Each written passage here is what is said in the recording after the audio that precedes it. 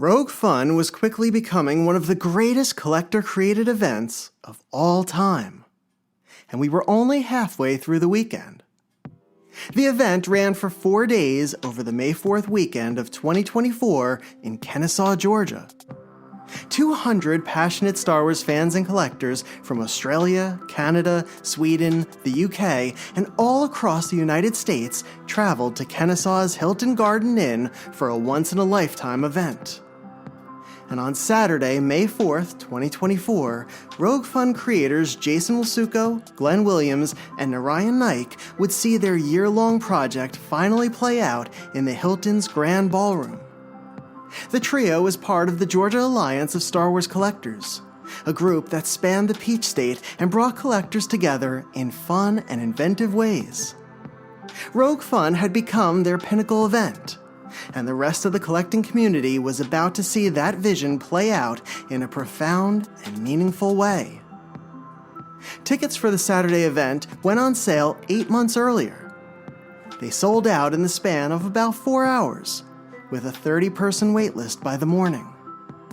There was a wholehearted excitement for it, as collectors looked to reunite, to meet new friends, and to visit another region of the country together in the name of Star Wars and collecting. During Saturday's main event, guests would experience 5 incredible collector presentations in the hotel ballroom, each running for about 45 minutes. Dinner would be served as well, and the evening would culminate in one of the largest vintage and modern Star Wars collectibles room sales. But the highlight of the day were those 5 panels. In the first, collector Jerry Hancock would highlight the fascinating history of the American retailer Sears, and how the company promoted and sold the Kenner Star Wars figures in its holiday wish book catalogs. The second panel would feature 2 of the most well-known and beloved Star Wars customizers of all time.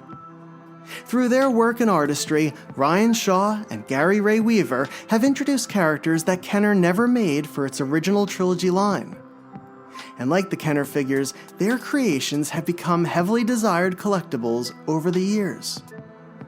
The third would present the story of Boba Fett's first appearance in the Star Wars universe, told by John Celestri, the artist that animated him in the 1978 holiday special. While so many fans obsess over the bounty hunter, very few had heard John's story previously. The fourth would provide a look at the world of Star Wars publishing by Steve Sansweet, whose seminal book Star Wars From Concept to Screen to Collectible kickstarted many fans' collecting journeys more than 30 years ago. And that panel was bookended by how Rich Alott and Paul Harrison helped write and publish the new standard of Star Wars resources, 2021's The Vintage Collection Archive Edition. The panel portion of the event wrapped up in a very special way, with an hour-long chat between 2 former Kenner designers, Howard Bollinger and Tim Effler. In addition to telling some wildly funny stories about their time at Kenner, they also shared some amazing insight into how they developed some of the most iconic Star Wars figures, vehicles, and playsets. This is a look back at Saturday's main event, at the 2024 Rogue Fun weekend. This is everything a Star Wars fan would ever want in a collector's trip. This is why you need to be in Kennesaw for the next Rogue Fun. And this is Star Wars, Prototypes and Production.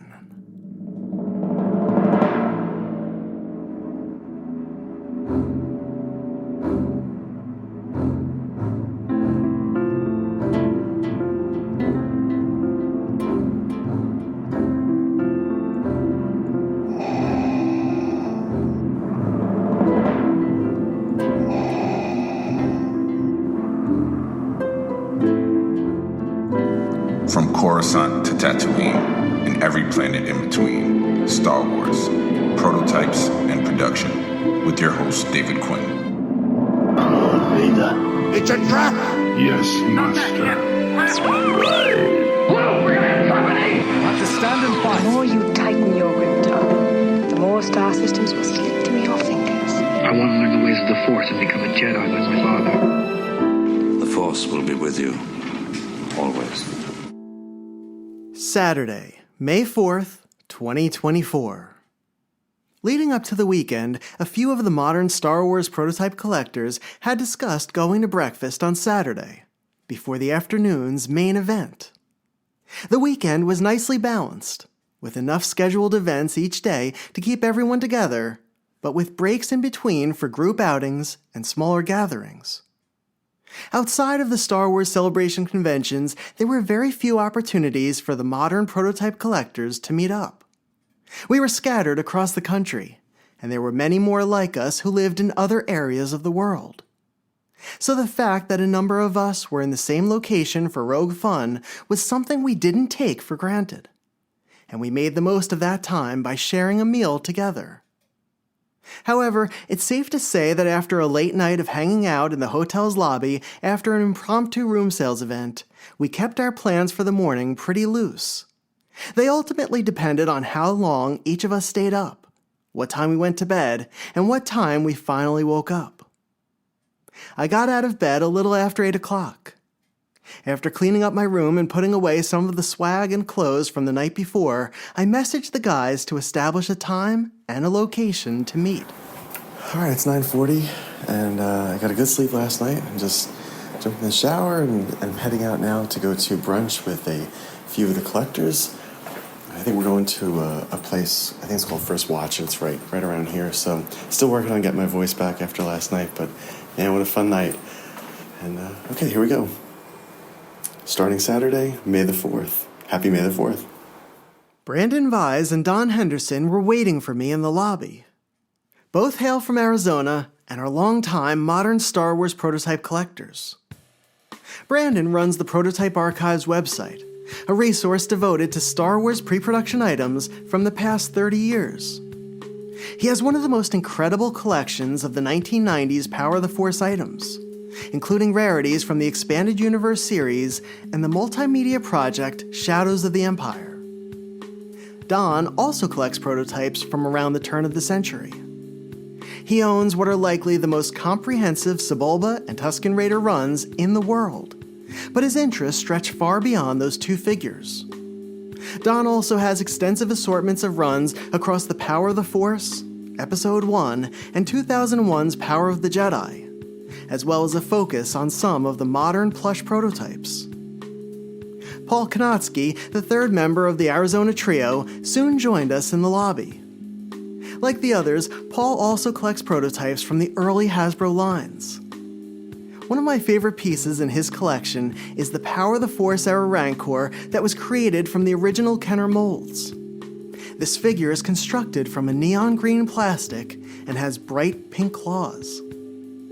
Paul's collection consists of a little bit of everything and covers everything from wax sculpts to production samples. He and Don are also vintage prototype collectors, with runs focusing on the Biker Scout and Han Bespin, respectively. And once Alabama collector Anthony Pagano came down, the five of us piled into a car and headed for First Watch. Anthony is another Power of the Force collector whose collection contains some of the earliest concept items for the line, and includes many of the figures released between 1995 and 2000. He has also ventured into the later years of Hasbro's creations, with arguably the largest collection of vintage collection items in the world. And meeting us at the restaurant was Clifton Boggs, a Clone Wars and Ahsoka collector from Ohio. Clifton and I have been hunting Clone Wars pre-production pieces together for almost a decade, and his run of the 2008 releases is nearly unmatched. Pulling into First Watch, we realized landing a table on a Saturday for breakfast may be harder than we thought. The hostess informed us that our wait would be more than an hour.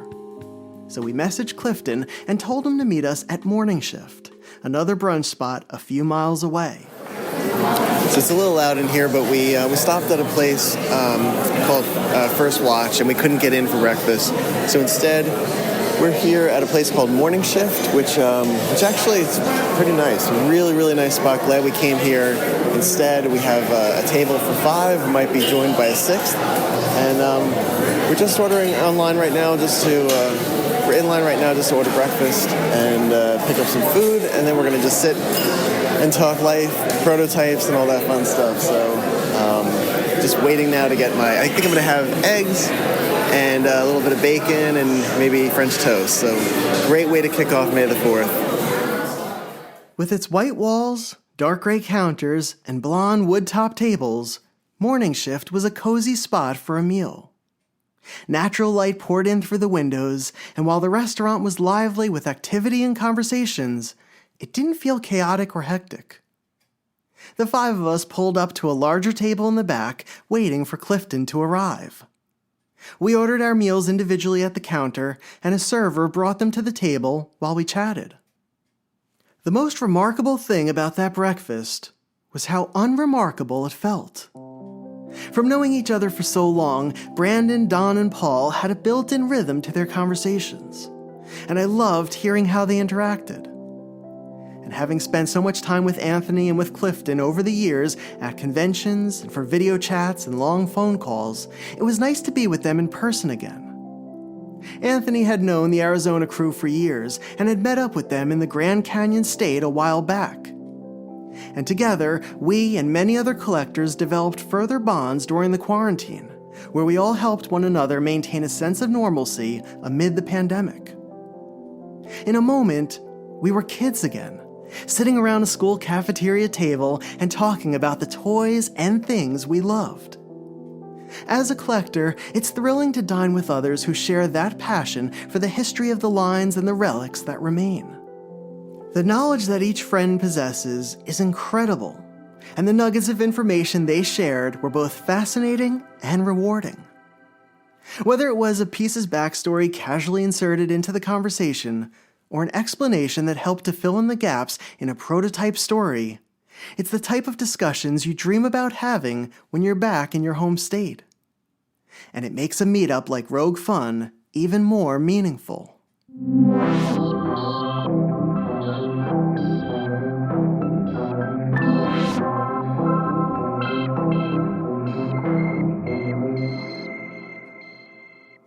After breakfast, we headed back to the hotel to hang out with the other collectors in the hours before the main event began.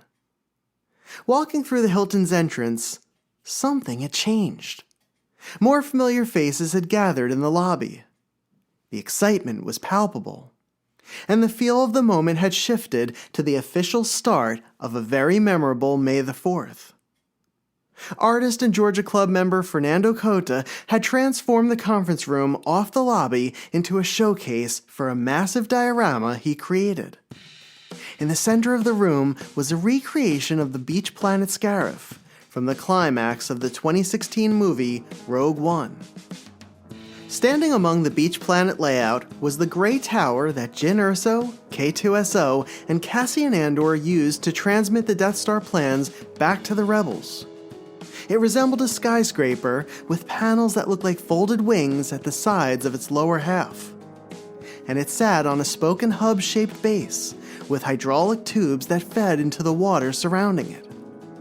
On the top of the tower was a radar dish, whose tip almost touched the conference room ceiling.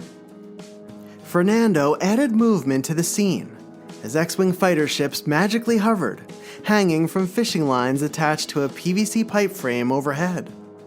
And the X-Wings battled the sleek Imperial TIE Strikers that circled the tower. On the ground below, monstrous AT-ACT vehicles trudged through the sand and the ocean.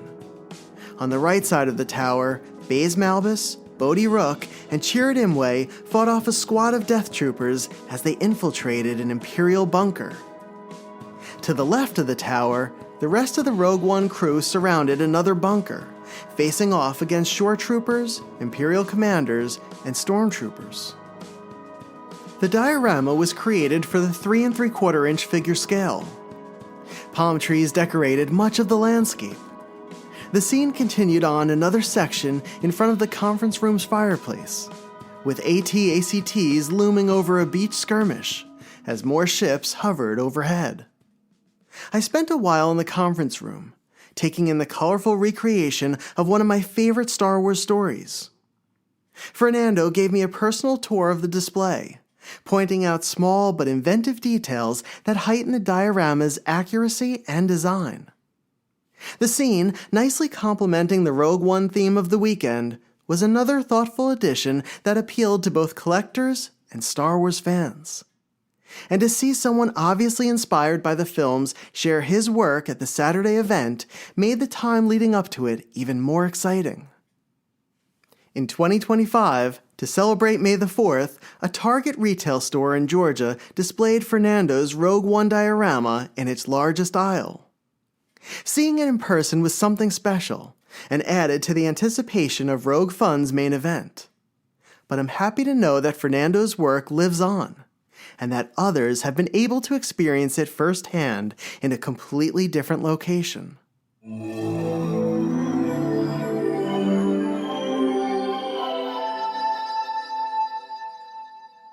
Another Rogue Fun addition to the conference room was a playset created by Lewis Brown, a member of the Georgia Alliance.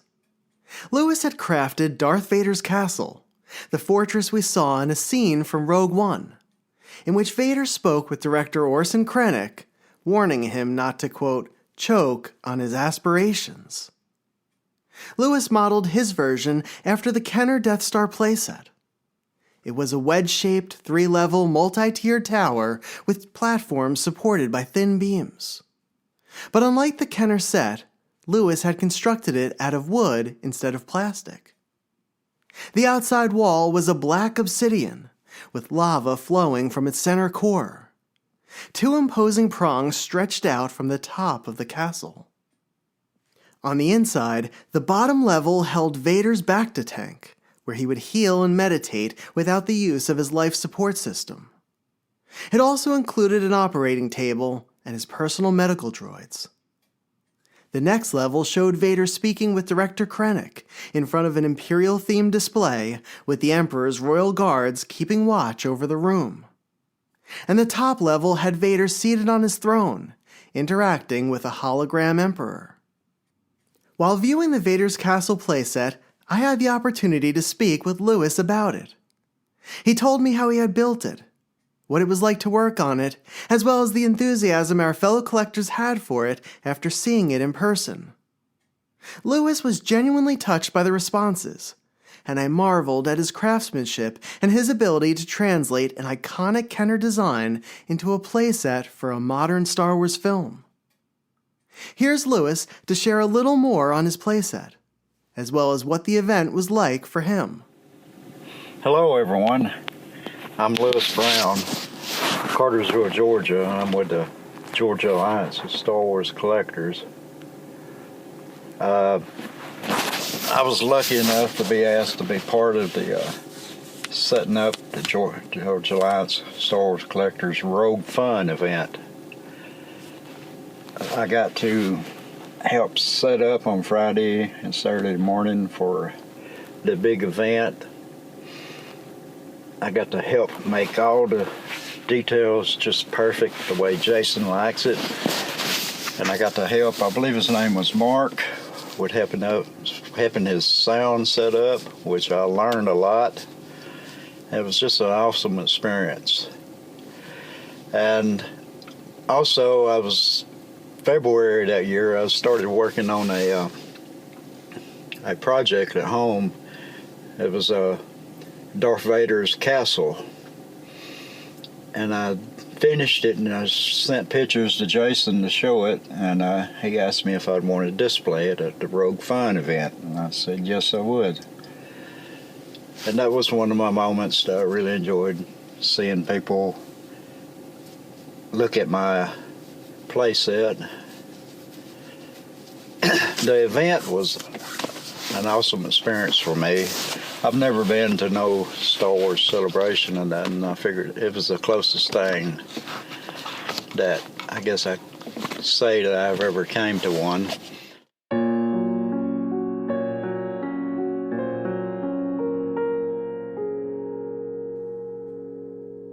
I walked back out into the lobby and toward the ballroom.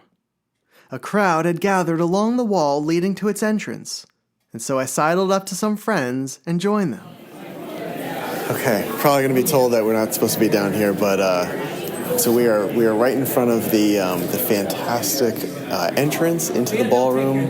Can't wait to see what's happening yet. It's quiet too. Usually when they're planning for this, we're going to run into a wonderful, wonderful guy, Mr. Glenn Williams. How are you? I'm good, man. How are you? And you are wearing a fantastic shirt. What is the design on the shirt? It is a Ryan Lemkel original from the Kenner Gooneyberg collection. So it's a blue shirt, and it has the Kenner Gooneyberg, which was the I guess official mascot of Kenner for a while. Just plastered all over it. So yes. Very cool ways. Yeah. So we're looking at about 15 minutes before doors open and everybody comes in. How do you feel? I'll be better when I'm sitting in front of a microphone, but I'm good. Okay. I'm not as busy as Jason Wisoko, but I'm still busy. Okay. And they told you about the flooding that was happening, not flooding, but just like the minor damage that was happening up at the front of the... Gosh, no. I know you're messing with me, and I'm trying to come up with a good, oh my God, I can't believe there's flooding. How dare they be that happening? No. Oh, no, the horror, the humanity. There it is. That's what I was looking for. That's it. Okay, we'll go with that. Yeah, so we're all set and ready. Yeah, it's like I'm getting my second or third wind right now, so it's good. It's good. Did you get to sleep last night? Yeah, about 1:30. Okay. When I was up at 7. Good. To be back here by 8. That sounds like a nightmare. Yes. But I tell you what, it was crazy. I'm driving home after seeing all the prototypes at lobby sales, and I'm realizing I'm 20 minutes from my house. In my mind, it was just it was oh my God, we did this. You did it. Right. Yeah. And you're halfway through the weekend now, too. Yeah, and it's really flown by. I think it's been preparing for the next 20 minutes, and then the end of the night. And both our wives are just slow down and take it all in. And I'm trying. You even were slow down and take it in, and I'm trying, and it's just talk to every person you can. Just kind of keep touching the ground, so that you keep just grounding yourself, knowing that you're hearing everything, and everything's going to take care of itself. You guys put all the work in, did all the planning. It's all ready to go. People are really excited. I mean, again, think about this: the people that are standing out there, our peers who are established collectors, people who have brought information into the hobby, people who are so utterly passionate about this stuff. They're all here because you guys put this thing together. Right. So I love that. Yeah, mind blowing when you think about it that way. Favorite moments so far of the weekend? A personal, just kind of little moment. Little moment was the first time I walked in that room when it was dressed. Now, you were somebody who tends to get emotional. You wear your heart on your sleeve. I love that about you. Yes. Did that It happen? was close. Okay. It was close. I think if we weren't, it's bad stress, but there's so much, you walk in there and you're trying to take it all in. Yeah. And then there's I need you to do this. Yep. I'm not blaming them. No, of course, but that happens because you're still in a rhythm, and then you go from starting to get emotionally, emotional about it, just starting to get emotional, to I gotta keep going. So right, exactly. And you kind of put it off, right? You bookmark it, and you say, okay, I got that. Yeah. So when you see that room dressed, it's amazing looking. I have to tell you, when we did the annual in 2022, we walked in and Mark did a phenomenal job with the production on it. I walked in and I got choked up just from looking at it because it was again, our friends did all this. Right. Yeah, and it's been a fun trip, and learning how to not that Mark is the ultimate professional, but you get in that professional mode, so it's learning to work with the professional Mark. Yeah. So it's a totally different. Professional Mark is fun. Yeah, but he did a hell of a job. He does. It's amazing work. I can't wait to see it because I know I was thoroughly impressed for the annual, and that was now 2 years ago. So I can't wait to see what he's done here. So. Right. That's good. Okay. And so your energy level now between 1 and 100, where are we at? It's probably at 90 right now, and I think it'll be just because like I said, that I'm getting that fourth wind, and I know it's getting real, and I know it's time to put my big boy pants on and start putting on a show. Yep. And just it's time to. You're in the lane now. You're on the highway, and it's like dance, monkey, dance. Just going forward as fast as you can, right? Yeah, exactly. I love that. Fantastic. Well, we have a great turnout. It's nice that it was funny. Everyone was just hanging out in the lobby, and somebody came over and they're like, "Is this the line?" And we're like, "No, there's no line. We're just hanging out, just getting to know one another." So, well, that's sort of the fun, is because you see people who are in the hotel that aren't part of this, and they're like, "What is going on?" Yeah. I met a woman today, so I was I was in line at a breakfast spot that we went to before, and there was a woman behind me, and she was asking me about the menu, and she said, have you ever eaten here before? And I told her I was from New Jersey, and she was like, oh, what are you doing here? And I said, we are a bunch of Star Wars fans, hardcore Star Wars fans that are getting together at a hotel. I told her all about Rogue Fun, and she looked at me, and she said that she thought it was incredible, but she looked at me and she said, her daughter is 22 years old, and their last name is Walker, and she named her daughter Sky. Oh my gosh! And so her daughter is a Skywalker. That's amazing. Yeah. So, Oh, well, then don't worry about it. yeah, I thought that was kind of neat. Yeah. Well, So yeah, I know it's time to put on a show. So I mean, being a musician and being used to being on that pressure where you got to turn it on. So I'm in that production mode, you know.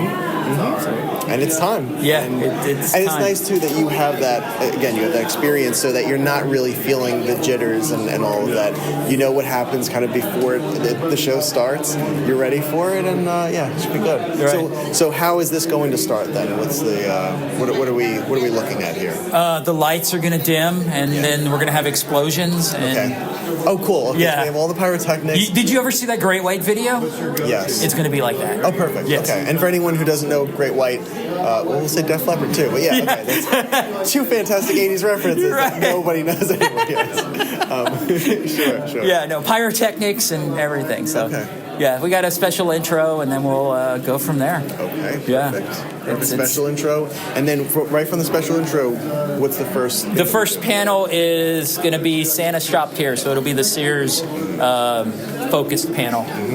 So Key Addy Jerry.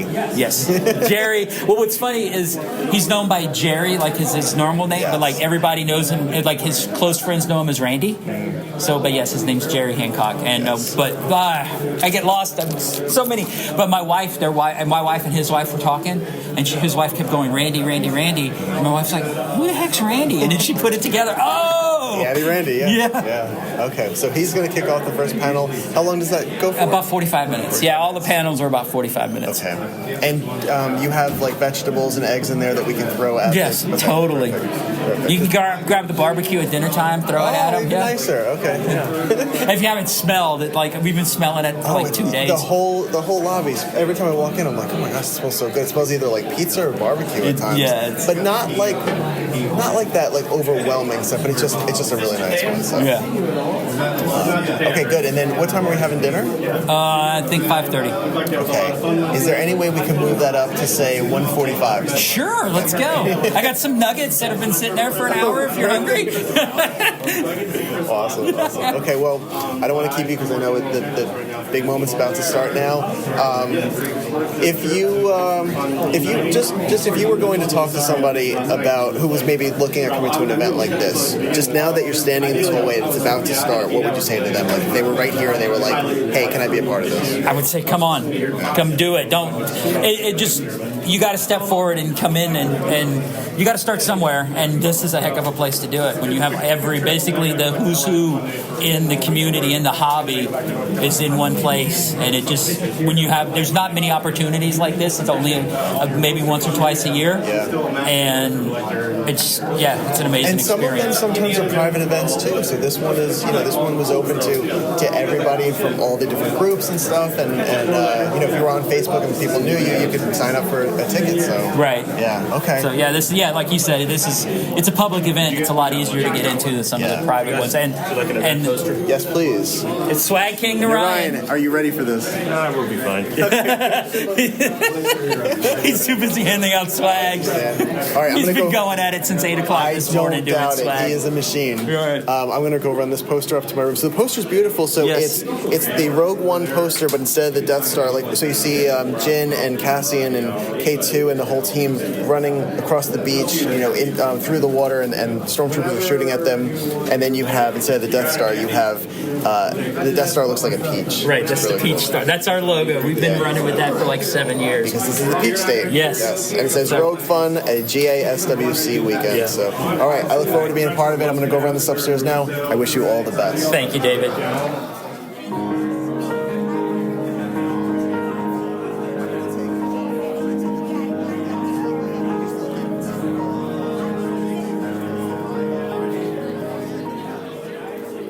After dropping off the poster in my hotel room, I returned to the line outside the ballroom.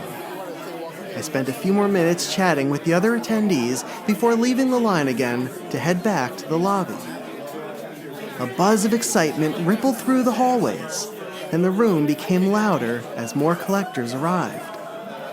It was a true blessing to be standing in the middle of the Hilton's entranceway, surrounded by familiar faces and newer friends, knowing that something epic was about to begin. What's up, gentlemen? We're getting you started. I have some more stuff and packed away. You guys. So I'm hanging out here with the Tracomie brothers, Vinny and Mike, and they are pretty incredible. Oh, here's another piece to the set. Man, awesome. So what did you guys make as far as swag today? Because you guys make killer swag. Okay, we made the Scarif Surf Club. We coordinated, which is basically a surf shop that's set up on Scarif that sells all these Star Wars themed products such as Chopper Tone, Kowakian Punch. I'm wearing it right now. Oh, you're wearing the Kowakian Punch? Yeah. Wow. And what's your name? Vincenzo. And how old are you? 7. 7. And is this your first ever Rogue Fun event? No. No? You've been to more? No, well, you've been to Celebration. No? Yeah, I've been to Celebration. Wow, so you're a veteran then. You've been to Celebration, you know what's going on, this is great.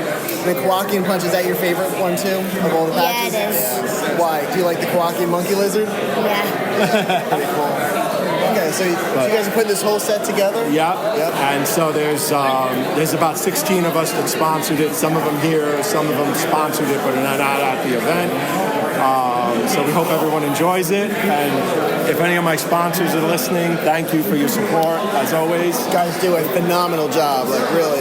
It's always top-notch stuff. I love seeing what you guys come up with and produce, and so... All right. And make sure you find me later, because there's a special Ahsoka piece that hasn't been revealed yet. I will definitely find you later. That's in the bag, buried in my knapsack. I'm thinking of a patch that I could get my idea for one right now, but it's for the Japan one, though. Are you going to make them as well, too? Yeah, he's planning on making cards for the swag for the Japan one. Maybe, Pokemon cards. All right. Okay. Awesome. That's a little hot tip for Japan. Yeah. I don't have to put that in if you don't want to. No, but thank you, guys. Thank you. That's really cool. And I like the glasses, too.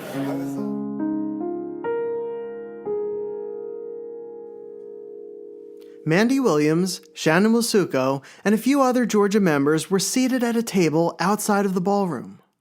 They handed out entry badges to attendees, along with a drink ticket and some Rogue Fun swag. Here's Shannon to share a special story from the entry table. So on Saturday, the Wives Club was, again, volunteered to run the table to make sure everybody got checked in and everybody that came had a ticket to get in and they got the appropriate badges. Midway through the day, we had somebody come in kind of off the streets. He had seen a post on Narayan's page mentioning the event and had dropped his son off with his wife and decided he had some time to kill and wanted to check it out and see what it was about. And he was really bummed to arrive and find out that it was a sold-out event and we didn't have any spare tickets. But as people around him heard what was going on, they started scrambling and reached out to some people who had purchased tickets but were no longer able to attend the event. And he was able to get one of those tickets and get a seat at the table and participate in everything we had going on, and ran into him and he was just so grateful and thought it was so cool. He hadn't realized the depth of the club and what great things that we do, and that he really loved the event and the presenters and just the feeling of community that he hadn't realized was right here in his backyard in Georgia. Yeah, we're not exactly sure who that is, so there's a mystery person out there, and I hope they had fun at Rogue Fun because it's a great story.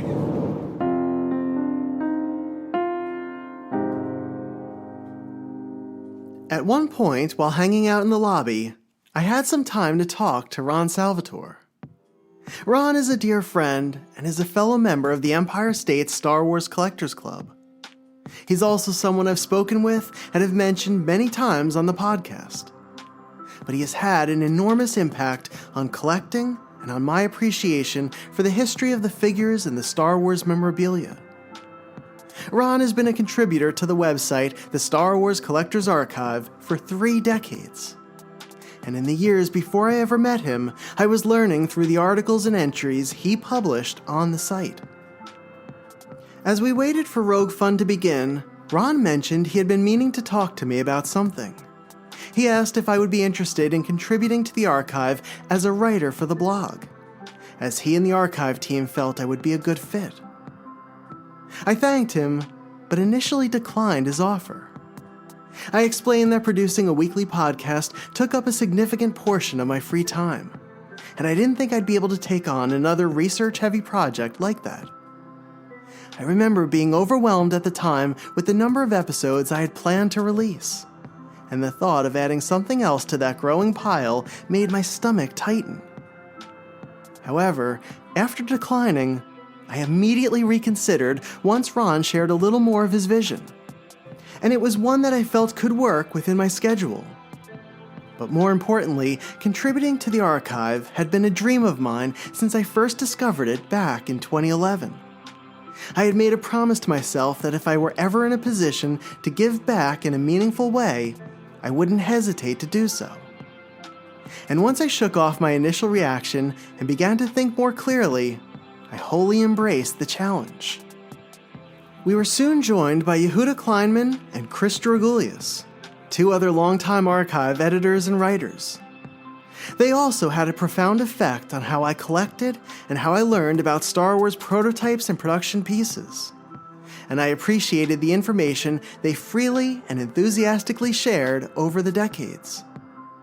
We had the opportunity to discuss the site, which was approaching its 30th anniversary, and what it had been like for each of them to work on it. Hearing their memories made me even more excited to be a part of it, and to help to share the stories of the collectibles and the community.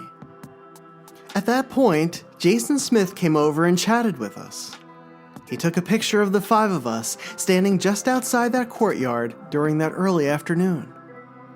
And over the past year, that photo has become so important to me.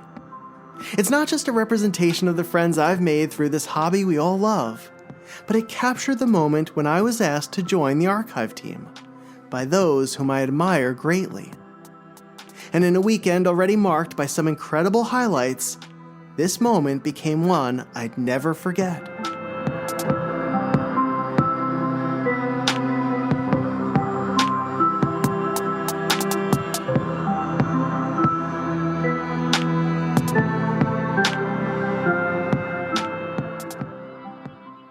While we're waiting for Rogue Fun to begin, let's check in with Glenn and Narayan to see what's happening behind the scenes. So, David, it's Glenn again. My Saturday, man, that was a blur. That whole day, it started early with finishing, setting up the room, and Jason was in there, helping out with Mark, and I was kind of running in between, getting the lobby, getting my wife and his wife, Mandy and Shannon, they were both helping check people in. So I was helping, trying to get that set up, and I was running point, for everything. I think, so I was all over the place that day. And, I remember having conversations with people, 6 months after the fact, and they were like, "Oh yeah, we were at Rogue Fun," and I was like, "What? You guys were there?" And they're like, "Yeah, we sat and talked for like 10 minutes." And it was that kind of morning. I don't remember conversations I had that day. And I remember Shannon, Jason's wife, pulling me to the side like Friday night. It was either probably Thursday night, and being like, "Take your time, because it'll all be over before you know it." And sure enough, man, Saturday morning started, and then before I knew it, we were having room sales. Hey, David, it's Narayan Naik from Atlanta. Again, now sharing some of my memories from the Saturday main Rogue Fun event day. I remember not getting much sleep the night before because the mixer ran pretty late, and I think maybe I had just maybe 2 or 3 hours of sleep before I got up the next morning and came in early to help set up. And my main job was to make sure to get the lunch boxes and the swag items ready for all the the presenters and, of course, all of the attendees. Had a group of volunteers that helped me with all of that. But one of the things I remember just walking around and, first entering the hall that morning was, seeing everything set up really for the first time, and just amazed to see, the lighting and all the banners that were up, all the different kind of displays. We had the Cantina display and the Camtono project, as well as our raffle items. And, just really had that feeling as, okay, this is it. We're finally doing it. The day's finally here.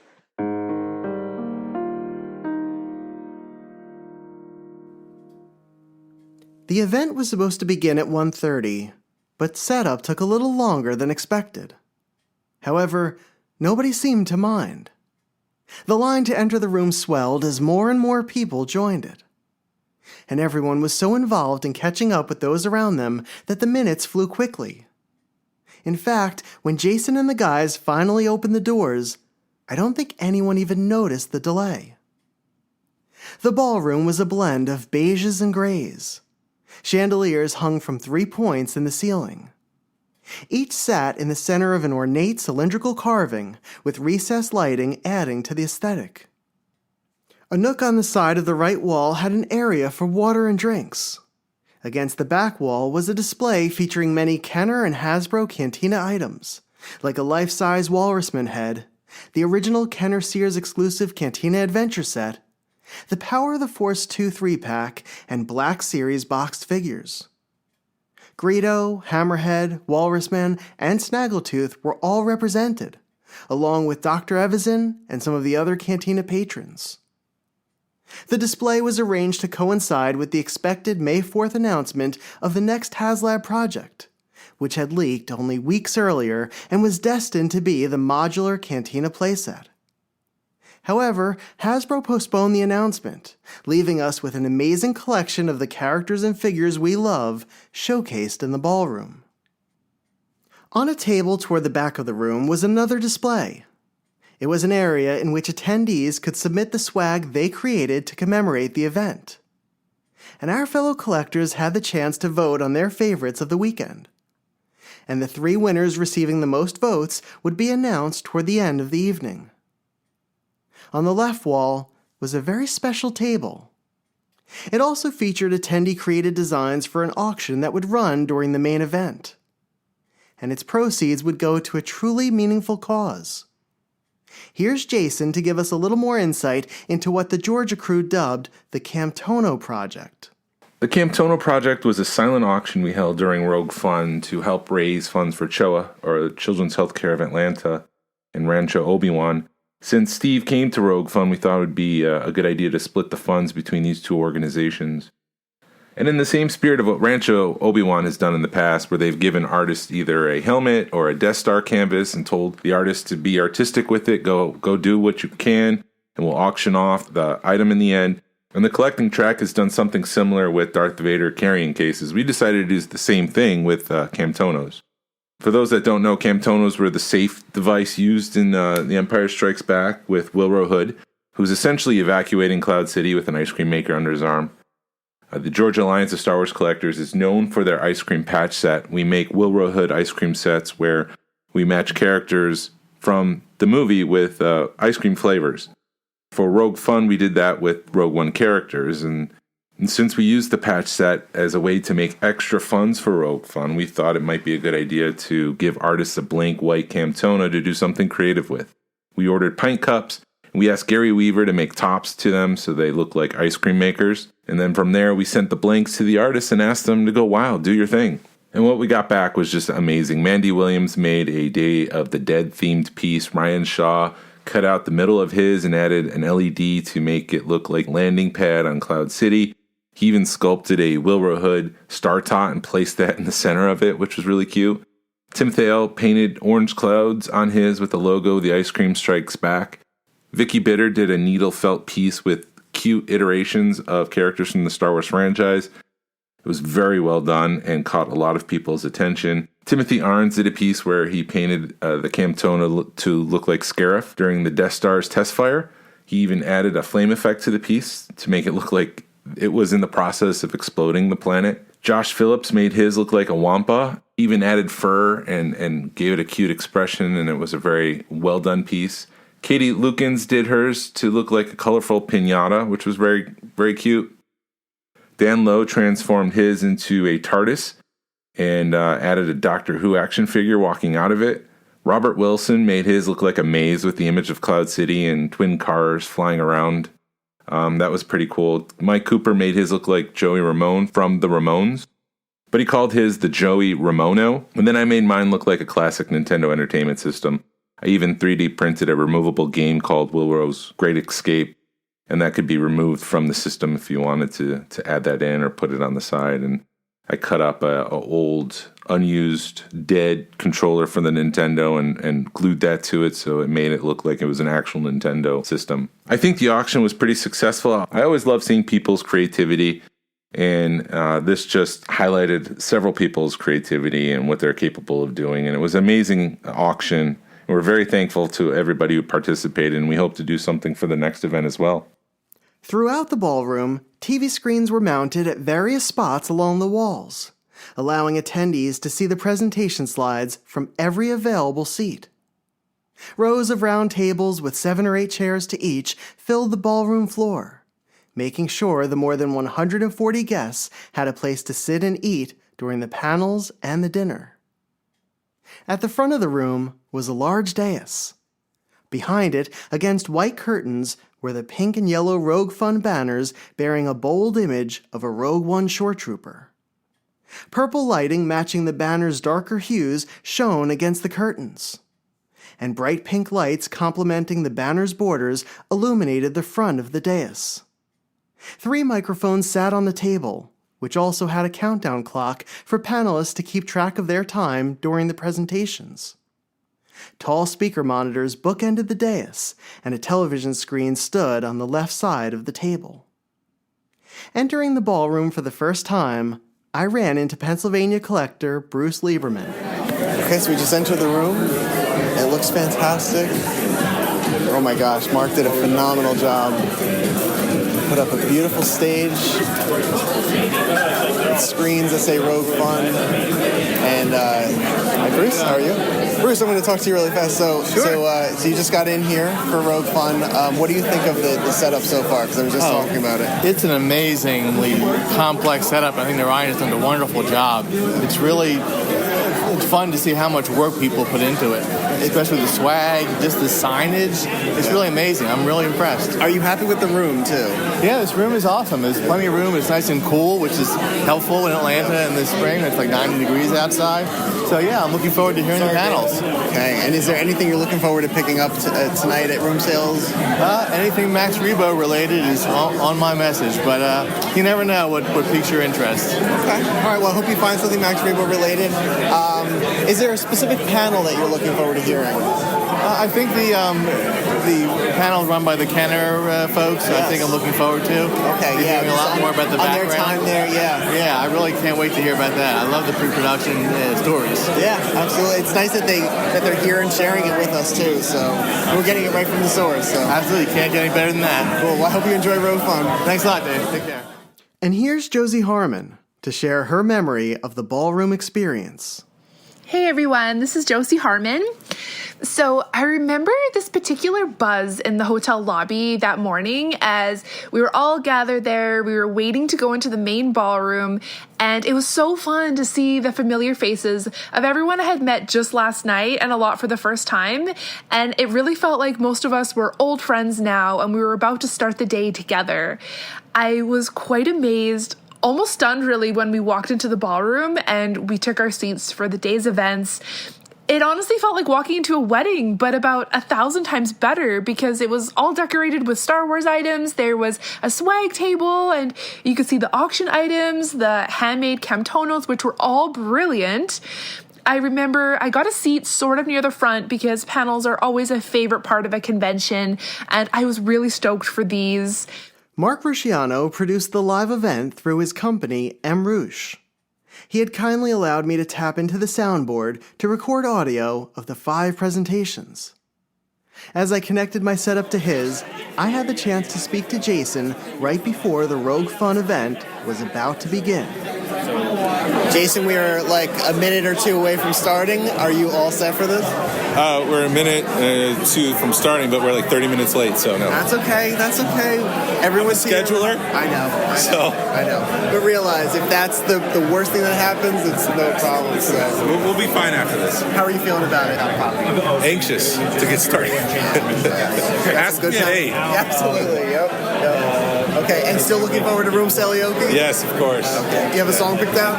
Yes. I can't wait to see which one it is. Should I share now? Yeah, share now. Smash Mouth, All Star. Okay, that's a great way to start the party. Yeah, and you're going to take out all of the craziness, and you're going to put it into that song. Exactly. Okay. Filtering. Perfect. And what did you think of Mark's job so far in setting Mark up? is incredible. Like I said, we couldn't have done this without Mark.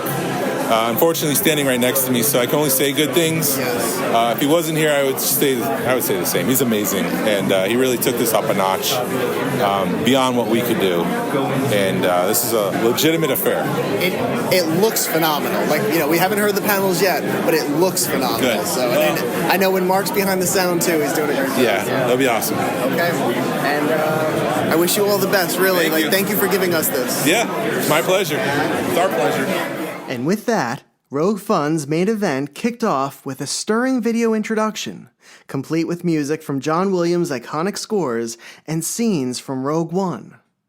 As it concluded, Jason stepped up to the microphone to welcome everyone. Welcome to Rogue Fun, everyone! After a year of planning, we're finally here. We're finally ready to launch this. We've got people from all over the world. We've got people from, obviously, the United States, but our friends up north in Canada.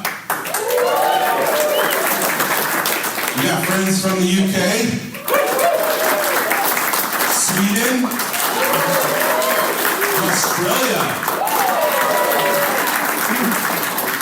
Before we begin, we want to unveil our participant gifts. So everybody at dinner time will be getting this item.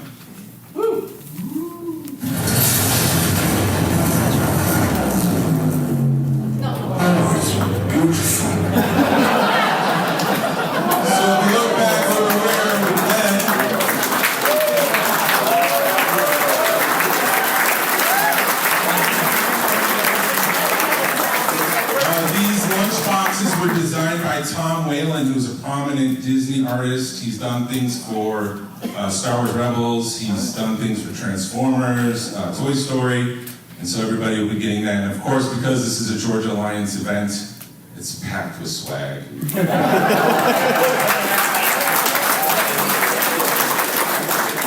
like to acknowledge our special guests who are with us today, Howard Bollinger from Kenner. John Celestri, Tim Eckler, and Steve Sansweet. A special thanks to everybody who made this happen, including our presenters, our volunteers, coordinators who helped plan this, and our diorama. If you saw that out in the library, it was done by Fernando, and there's a Darth Vader playset by Lewis, and Lewis has been helping us set this room up. He's the all-star of this, the MVP.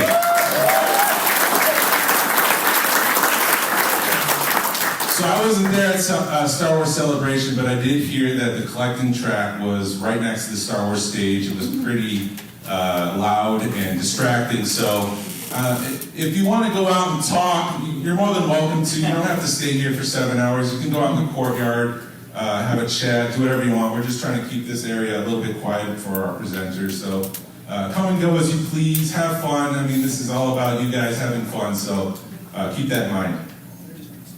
We have several vendors outside. Tim Eckler and Howard Bollinger have a table right outside. And in the boardroom, John Celestri and Gary Weaver have items for sale. So make sure you stop out there. What else? We have iron-ons. This is an iron Rogue Fun iron-on. Those are available in the boardroom as well. That's a fundraiser for the Georgia Alliance, so all the proceeds will be going to our club. And we have the patch set. So we, to help put this on, we had sponsors sponsor this patch set, which helps supplement the cost to do this today. Those are available in that room for $100. Trading cards, this is my personal swag. So everybody got 4 of the same kind of trading cards. I highly encourage you to go over, find someone, meet someone new, and trade and get the full set of 4 cards. Woo!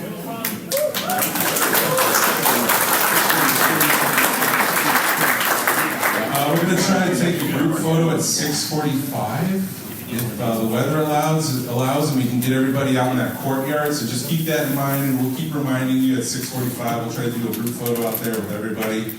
We have a wide-angle lens, so hopefully we can get everybody on there. Dinner will be at 5:30. The bar will open at that same time. It will continue till 10 o'clock. We have this room until 11. At 11 o'clock, everything needs to be out. We have the lobby, we have the courtyard again, so we'll have room sales at 8 o'clock. We're going to have a great time today. It's going to be a blast. And finally, participant gifts, like I mentioned, will be distributed at dinner time. Woo! So with that, here's Glenn. Woo! Hi, everybody! I have a list I have to go off of. So. All right. I've got a mic, I don't have to yell. I'm sorry. I'm really freaking excited. I've been waiting for this. We've been planning this for a long time. So it's finally here. So wow, we're here. All right. So hey, Jason. Yeah. Hey, Jason. What did Yoda ride as a kid? I have no clue. What did you write? A do cycle because there's no try. Every day, more lies. More lies. All right, so our first panel is Santa Shopped Here, Star Wars, The Golden Age of Sears Wish Book by our buddy, Jerry Hancock. Jerry is a Georgia-based Star Wars collector, educator, and historian. His collector focuses on Star Wars exclusives offered through the Sears catalog. He's also the author of Ponce City Market, The Rise and Fall and Rebirth of Atlanta's Largest Building, which originally served as the Sears Southeast Catalog Distributing Center and retail store in Atlanta. While researching on Sears and its cultural impact on the American South, he concluded interviews with dozens of former Sears employees and executives. Ladies and gentlemen, Mr. Jerry Hancock. Glenn introduced the first panel of the event, one that collectors still talk about today. It was delivered by Jerry Hancock, a longtime Star Wars collector, and it focused on the history of the retail company Sears. Titled Santa Shopped There, Star Wars and the Golden Age of the Sears Wish Book, Jerry's panel covered the impact of Richard Sears on retail, the power of mail-order catalog shopping, and how Sears partnered with Kenner and Lucasfilm to promote and sell Star Wars action figures to millions. For Star Wars fans of the 1970s and 80s, the Sears Wish Book was the place to see the latest offerings from Kenner, and was a point of inspiration for many Christmas and Hanukkah lists during the holiday season. I love that the Rogue Fun team decided to kick off the event with a presentation from a local Georgia collector. Jerry's panel was so interesting and was so informative that it set a really high bar for the rest of the day in the ballroom. And the response to it during the talk and afterwards was incredibly positive. Here's a taste of Jerry's presentation on Sears. Yeah, he came on, obviously got the license for Star Wars. We've all heard the story. The famous loneliest decision he ever made in his life was something called the Star Wars Early Bird Certificate Package in 1977. And I know that we all know the sort of story of how the Early Bird Package works, but at the same time, I don't know that everybody realizes that Kenner continues to go back and use this formula for years to come, because obviously they sold the empty box and the stage, and you didn't get the figures until the following, February or March. But once Kenner gets a working relationship with Sears, they continue to use this formula for Christmas as a means of marketing new toys that would be available till the following spring. So this formula was such a success, Kenner continued to harness the power of mail order via Sears exclusives, and of course everybody's favorite proof of purchase mail-away offers. I think Bernie Lewis was very familiar with the power of mail order and what it could do for the toy business, because we see so much of it from part of the Star Wars line, whether it's the early bird kit or everybody clipping those proof of purchase out of their cards and sending off for whatever new figure was going to be coming up. But of course, then we got, who's it going to go?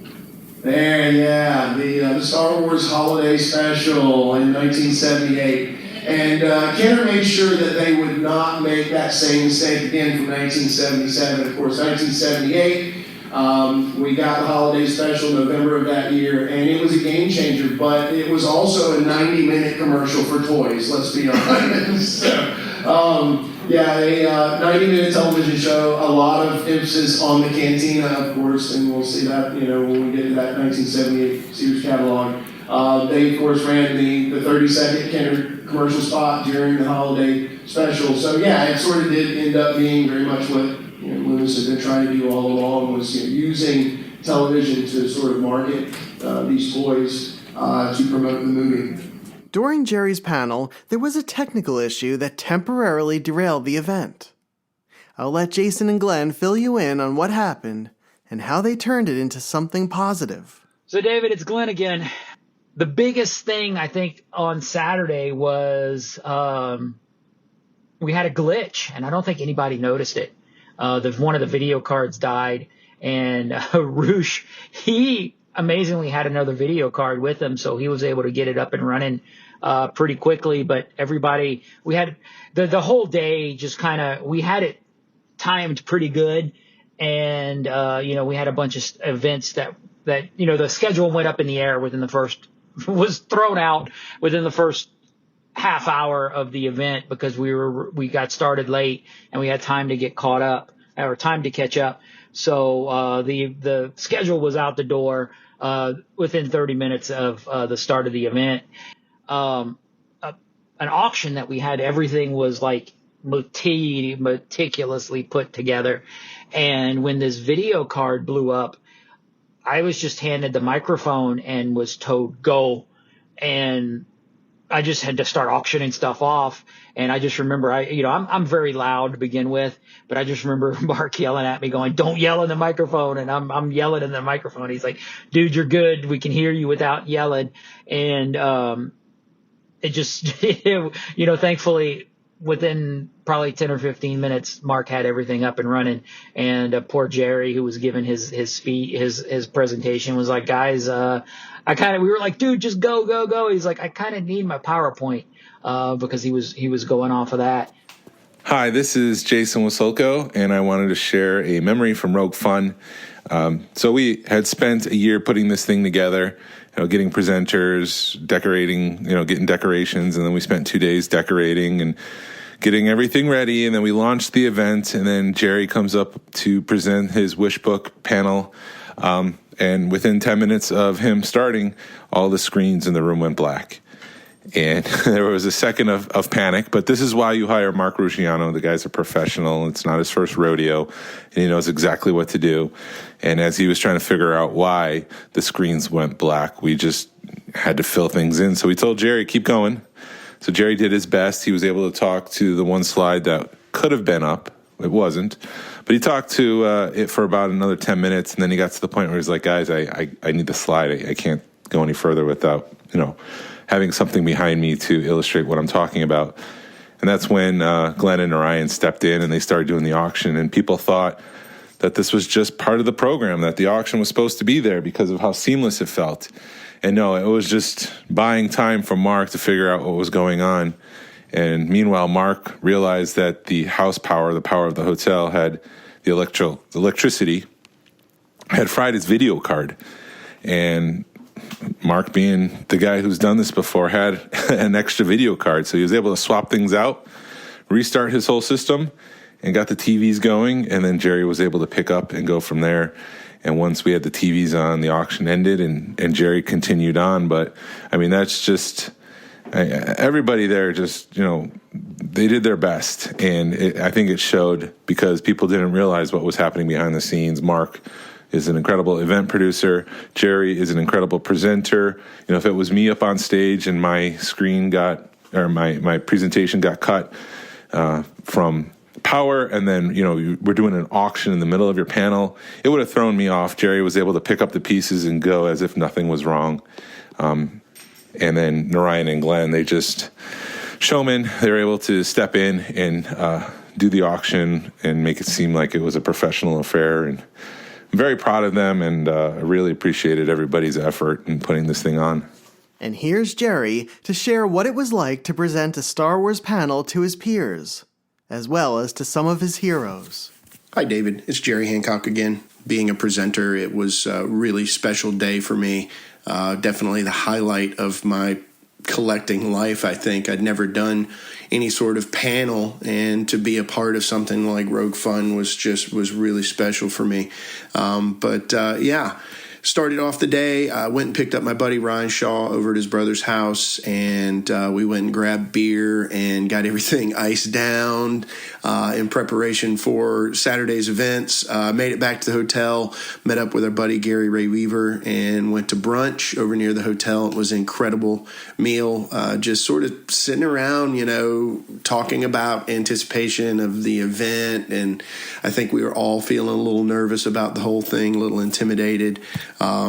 We talked about projects that Gary and Ryan were working on, and, personal life and family. Just really great meal. Made our way back over to the hotel. We finally got into the main event room after Jason and Glenn had spent a lot of time and effort getting that all set up, and it was just wow, overwhelming to say the least. But we walked in, everybody had to be really quiet because apparently Mark Ruciano was on pins and needles. We were, I think, lucky to even get in when we did. But as other presenters started arriving, I think the gravity of the day really sort of set in.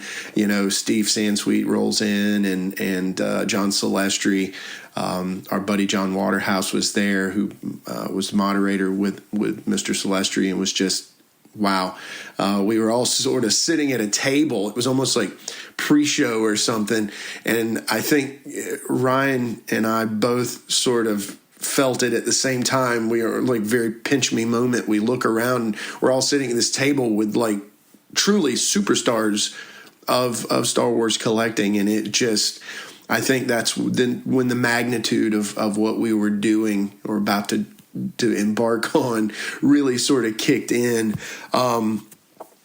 As everybody starts to flood in and the room starts filling up, wow, that's really when I think it set in even more so.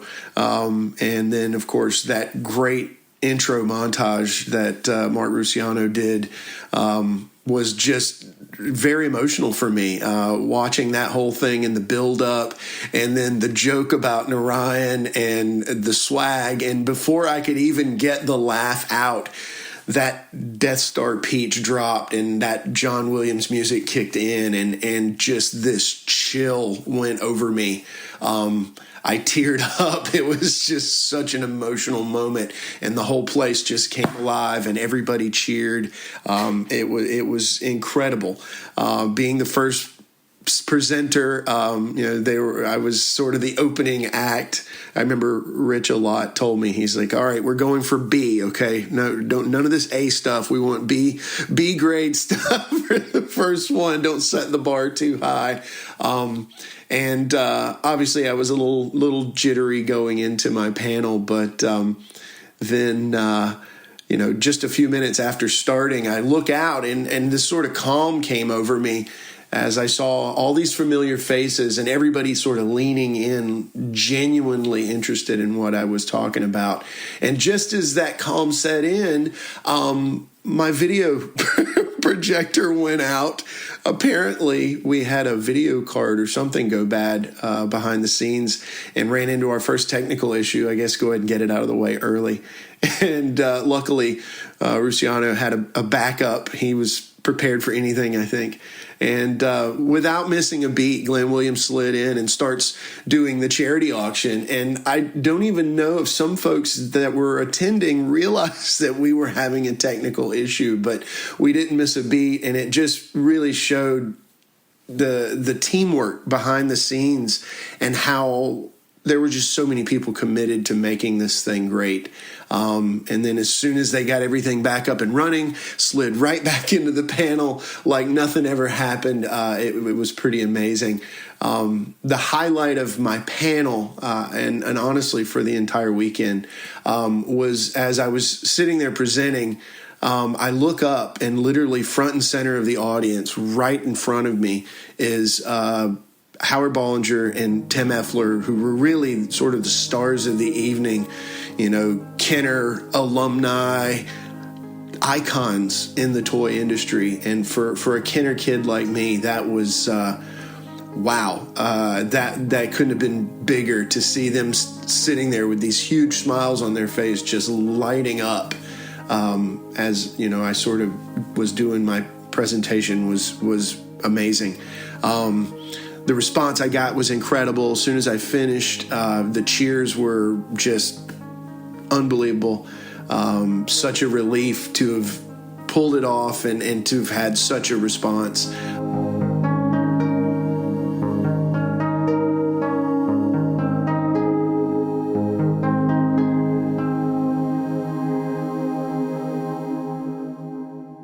The second panel was titled Customizing the Galaxy with Ryan Shaw and Gary Ray Weaver. Ryan and Gary are legends within the Star Wars customizing world. And over the years, they have produced some of the most iconic custom figures, many of which Kenner never released.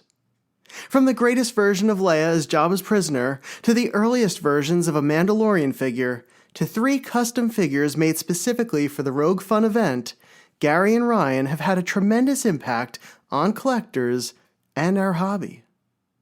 Here's Ryan to explain the role that dentistry played in his customizing journey. I'm at the bookstore one day, and that's Cinefex magazine. I'm going through it. I don't even remember the company, but in the back, it had a little ad for resins and silicones. So I called them up, made them a story of I was going to be making dental molds for schools if they could send me a sample of everything, and they did. And they were nice enough to do that, but they still got plenty of business out of me down the road. And I started just, mad scientisting it. I started mixing things. I think I was probably one of the people in the hobby that first started mixing colors into his mix and trying to match. That's where the archive came in great, because I would see pictures of unpainted prototypes and just, sitting there mixing a color, pouring it up, make a mold, pull it up to the screen, mix another one. That's too light, that's too bright. And then I went to a show down in the FX Con down in Orlando. Met some cat. I don't even remember his name. He was from Miami. And he had some prototypes of droids and Ewoks that were solid caps, one piece, all white, hand painted. And he says, I showed him something I made, I don't remember. And it was, first one was Klebzella. And so he's like, well, maybe you can articulate it and do it in color. And I did. So I did Kleb first, and then I started messing with him, and somehow I got a cheap shirt. That is cheap shirt, right? Yeah. I got him, and that was what I would do. I'd make a solid mold of it, and then I would section it in wax and add articulation, and then mix up the colors I needed. It was all a piecemeal process. And then after I started doing a few of those, it's like, well, why don't you get off your tail and start making a figure from scratch? And here's Gary to share how Star Wars of the 1990s propelled him into the world of customizing.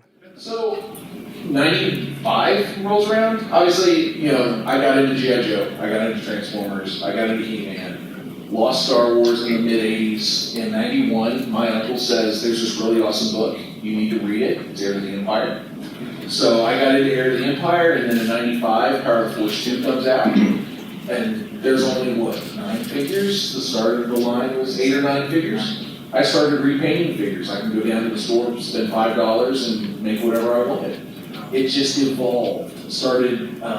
I ended up getting a card back that was not heat sealed. It popped off the card, except that one little upper corner under the Force and Power of the Force. And I used that card back as a master, going to Kinko's in the middle of the night when they didn't bust you for using the copiers and they copyrighted stuff, and was cutting out Star Wars Insider magazines for the pictures, scaling up, scaling down, had to track down the right font for the name, for the pills on the bottom below the characters, and just started having fun with it, taking certain figures to conventions for autographs with actors because they'd have a figure but they wouldn't have anything really special. So I would do stuff like that.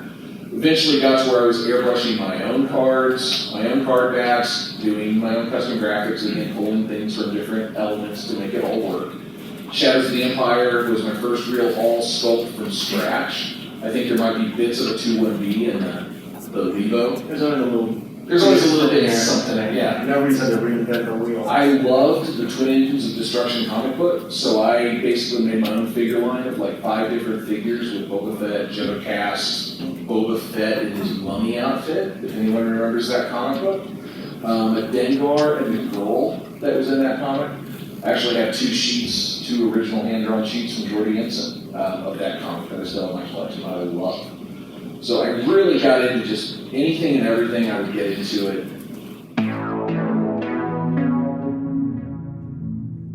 The third panel offered a look at the introduction of one of the most iconic characters in the Star Wars universe by the artist who had animated him. John Celestri, one of the weekend's honored guests, brought Boba Fett to life for the 1978 holiday special, kicking off a nearly 50-year fascination with the bounty hunter on the part of Star Wars fans around the world. In a conversation with John Waterhouse, John Celestri described the influences he infused into the blank canvas that was Boba Fett. What about the instructions from the director specifically? What sort of guidance were you given? Well, in terms of with Clyde, I got the script, and at the time it was only called the animated segment. There was no The Tale of the Faithful Wookiee. That came 30 years later, to get a name for it. But the instructions I had, as a directing animator, I started putting in how I would see the character, because there was nothing. There is no backstory to Boba Fett. So I came and I would talk this over with Clive, and basically I had a free hand on it. I mean, except, if there were things that needed to be done within the studio, within the script format, the characterization was my feedback. So I told him, I said, this is a gunfighter. He's a mercenary. He's a gunfighter. I patterned him in terms of the energy, more like a cross between Jack Palance in Shane, if you're familiar with that, okay, and Clint Eastwood from The Good, the Bad, the Ugly, any of those characters, and it's basically a gunfighter. And so that was it, and that allowed me to read the script that way, so that I knew how his attitude, how his body language would be, because again, there are no eyes, and it's all body language and tilting of the helmet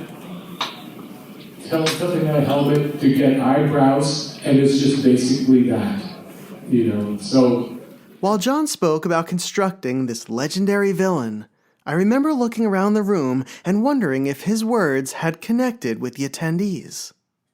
As I mentioned earlier, John hadn't really shared his monumental story publicly previously, and it was such an important one to the history of Star Wars.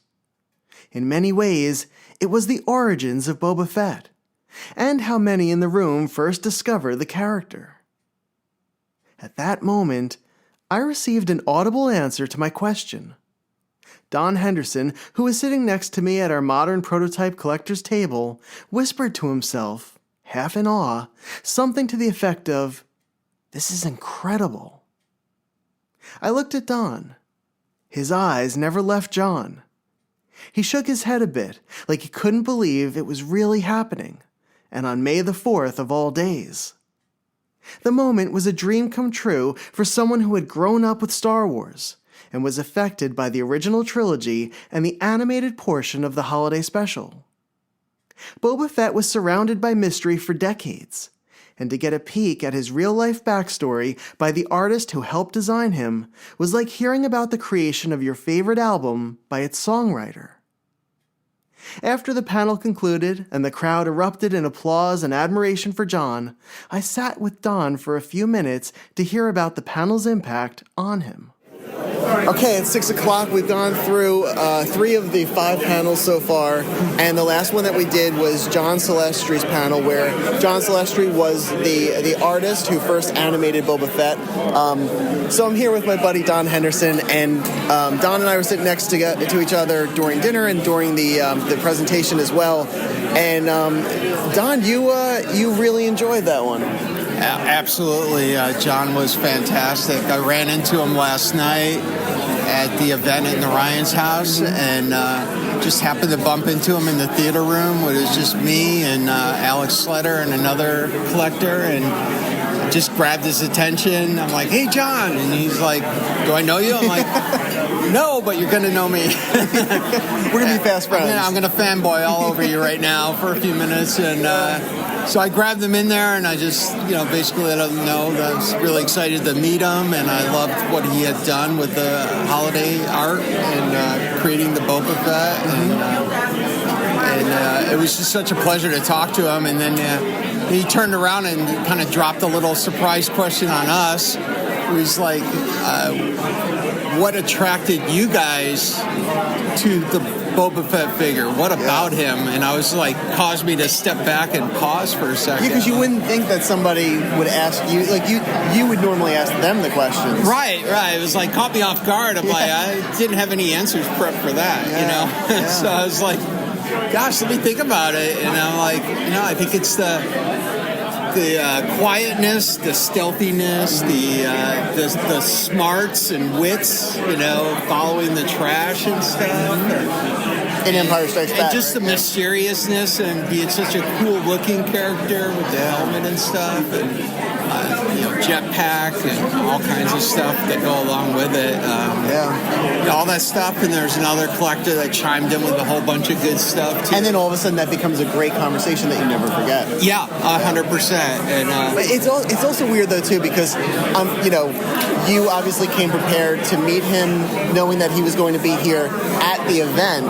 But I mean, did you expect to have a conversation with him at Narayan's house, at our friend's house? I didn't expect that, but I was looking for the opportunity if I could, and I saw him walk by, and I just said, "Hey, John." Like, I was absolutely looking for an opportunity to get a little one-on-one. Yeah. And I thought, I knew he was going to be at that house party, and it was fantastic to just be able to grab him. And I pulled out my backpack and showed him the Funko Pops I had set up for him to sign. Yeah, so you brought a number of items for him to sign. What were they?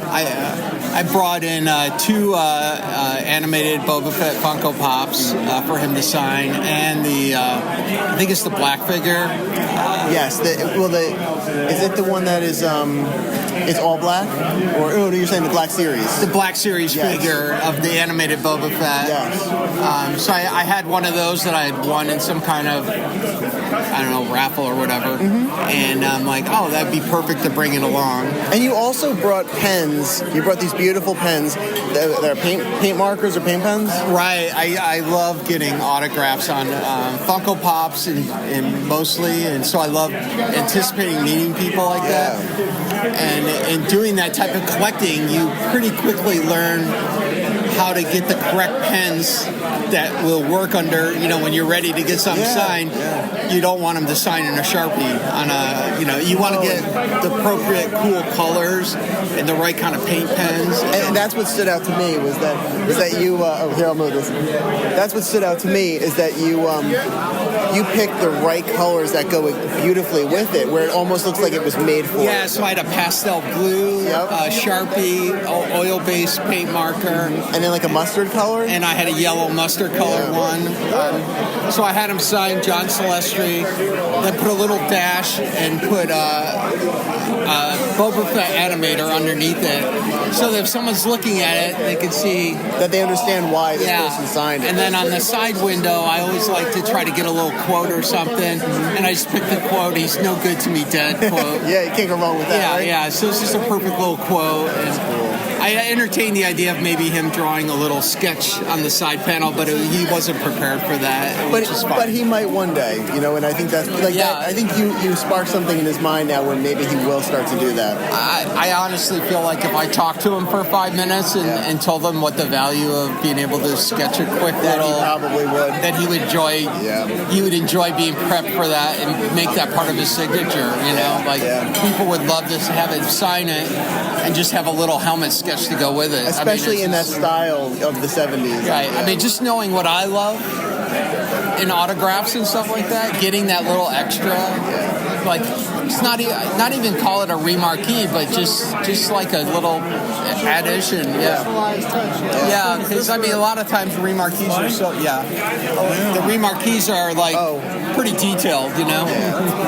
And they really are. But like when you get a sketch like that, especially because that's what he did. That he wasn't just kind of sketching maybe a character, but he's sketching in the style that he animated. Yeah, he was unprepared for the sketch thing because he was like, "Oh, I need to have pencils and do this and do that." I'm like, "Oh, I'm not looking for anything fancy." Like you could make it like a Dumbo sketch. Like I wouldn't care, Doesn't you know, matter, like right. just It's just that it's a thing. just that the shape of a helmet with an antenna and call it good, you know. But I'd have to work with him on that. Hey, you should be the guy to do so. Absolutely. Yeah, that'd be funny. From a 1 to a 10 now, we haven't gone through the whole thing yet. We've only gone through 3 of the 5 panels, and we still have room sales and like a whole rest of the night ahead of us.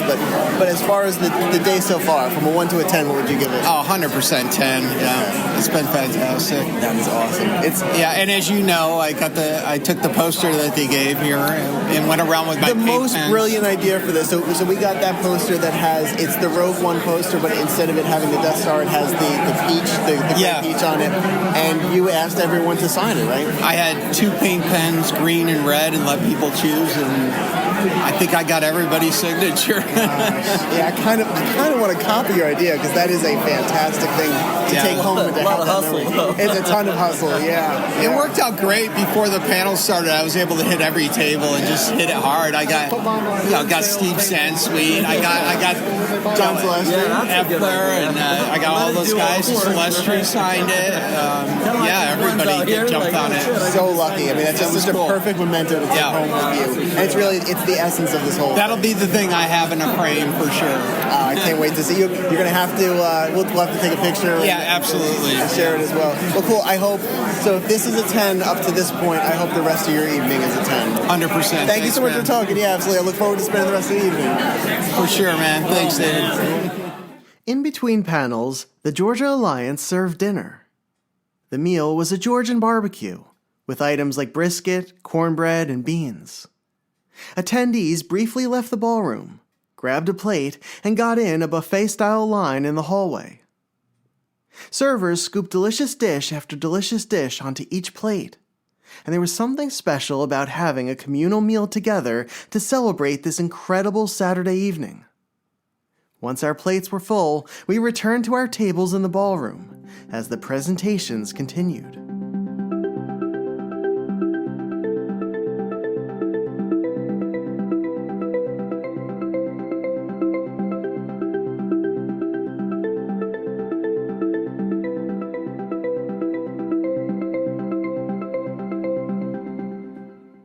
The fourth panel of the day focused on Star Wars collector resources published over the past 3 decades. Titled Authors of Star Wars Action Figure Collecting Books, it was hosted by Steve Sansweet, Rich Alott, and Paul Harrison. I was incredibly excited for this panel because this trio had created 2 of my all-time favorite books in the hobby.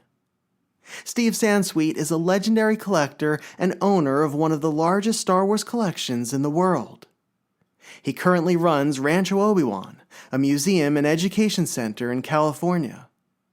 And he is partnering with 4 other collectors to create the Saga Museum, which will house their collections together for the next 50 years of Star Wars. In 1992, Steve wrote and published Star Wars, From Concept to Screen to Collectible, which many consider to be the collecting Bible in our hobby. And that book kicked off a generation of fans devoted to acquiring the rarities, prototypes, and assorted memorabilia from the era of the original trilogy. In the panel, Steve spoke about the genesis of that book. Who remembers this book? Can you believe it's been 32 years since this book was released? No way. Do you notice anything strange about this book? There's no title. It means none. Steve, why is there no title? Well, we couldn't think of a title for the book. I kept coming up with titles, and then none of them worked. The publisher didn't like any of them. Lucy Wilson at Lucasfilm didn't like any of them. And somebody said, well, you know, the problem is it's a book that's really three parts. It goes from Star Wars as a concept to Star Wars on its big screen to Star Wars as a collectible. And the publisher said, well, why don't we name it Star Wars From Concept to Screen to Collectible? I couldn't even remember that name. But that's what they named it, and it fit on the spine in small type. And they said, you can't put it on the cover because it's too long. Really, they said, everybody knows Darth Vader. You don't need it on the cover. So that was an action figure. That was originally a photograph of my prototype gold action figure case, Star Wars action figure case. And this is the first Star Wars collectible book you did. How did you get the job to do this? Well, I heard through the grapevine that Lucasfilm was going to do an authorized Star Wars price guide. There had been a couple of unauthorized Star Wars merchandise price guides before that. And I cold called Lucasfilm and said, who do I talk to? And they said the head of publishing, and I got Lucy on the phone. And I said, if anybody does a Star Wars price guide, it should be me. And she said, and you are. And we talked a while, and I think she was somewhat convinced, but she said, what I really want is a price guide with anecdotes. And I said, you can't have a price guide and anecdotes together in one book. That doesn't work. And so the first book became the anecdotes from Concept of Screen and Collectible, and then I went on and worked with Tom Tumblish and his son, Keanan Tumblish, on two of the Tomar price guides. And the rest is history. And one of the newest collector resources for the world of Hasbro action figures is the 2021 book, The Vintage Collection Archive Edition. It focuses on the releases from Hasbro's premium 3 3/4-inch line, the Vintage Collection. Writers Rich Alott and Paul Harrison discuss the challenges and high points of creating a book like this, which in my opinion has become the new standard for Star Wars collecting resources. In the panel, Rich and Paul shared a funny story about presenting the book to Hasbro's senior design director for Star Wars, Steve Evans. So you're going to make mistakes, no matter how careful you are. And spell checker is really good at finding misspellings, but when you misspell something that's someone's name, so we got really cocky and we sent Steve Evans from Hasbro a text message with a British quote because we thought that, hey, we check this out, we mentioned you in the book. And, well, it just so happened what we sent him spelled his name Evans instead of Evans. So the first thing he writes is, great, except you spelled my name wrong. And we were just like, oh no. So the book comes in and there's a carton of books that were damaged. So I'm going to get ready to pack Steve's book. So I go into the damaged book, cut out an A, glue it into the spot, sent it to and I said, hey, did you get your book? Looks like your name was corrected.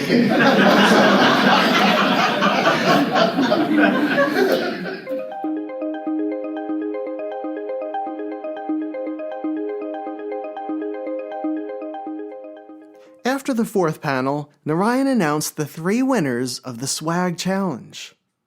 Guests who had created Rogue Fun themed swag for the event were encouraged to submit their patches, stickers, buttons, and other assorted items for consideration. A table in the back of the ballroom displayed the contenders, all vying for the honor of the weekend's best swag. To the attendees of this event, because they made some amazing swag, as you all have noticed back there at that table. I had a hard time even voting for what was my favorite. But here, no, not even close. Not even close. Third place in the Swag Challenge contest will receive this Death Star Clans trophy. It is the Krite Dragon Puzzle Patch.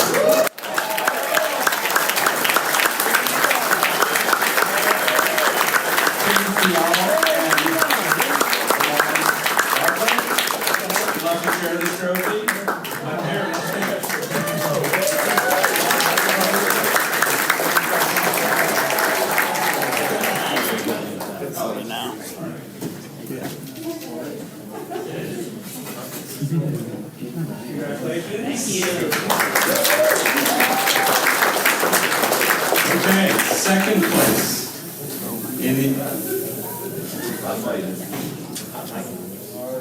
place in the Swag Challenge, Vader's Meditation Robe from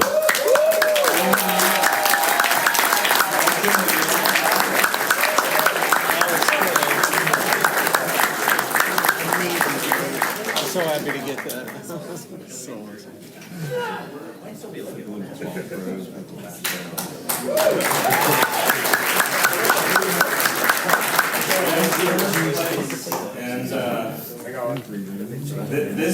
this couple has a habit of winning first place at a lot of these competitions. So, first place is Jin's Stormtrooper doll.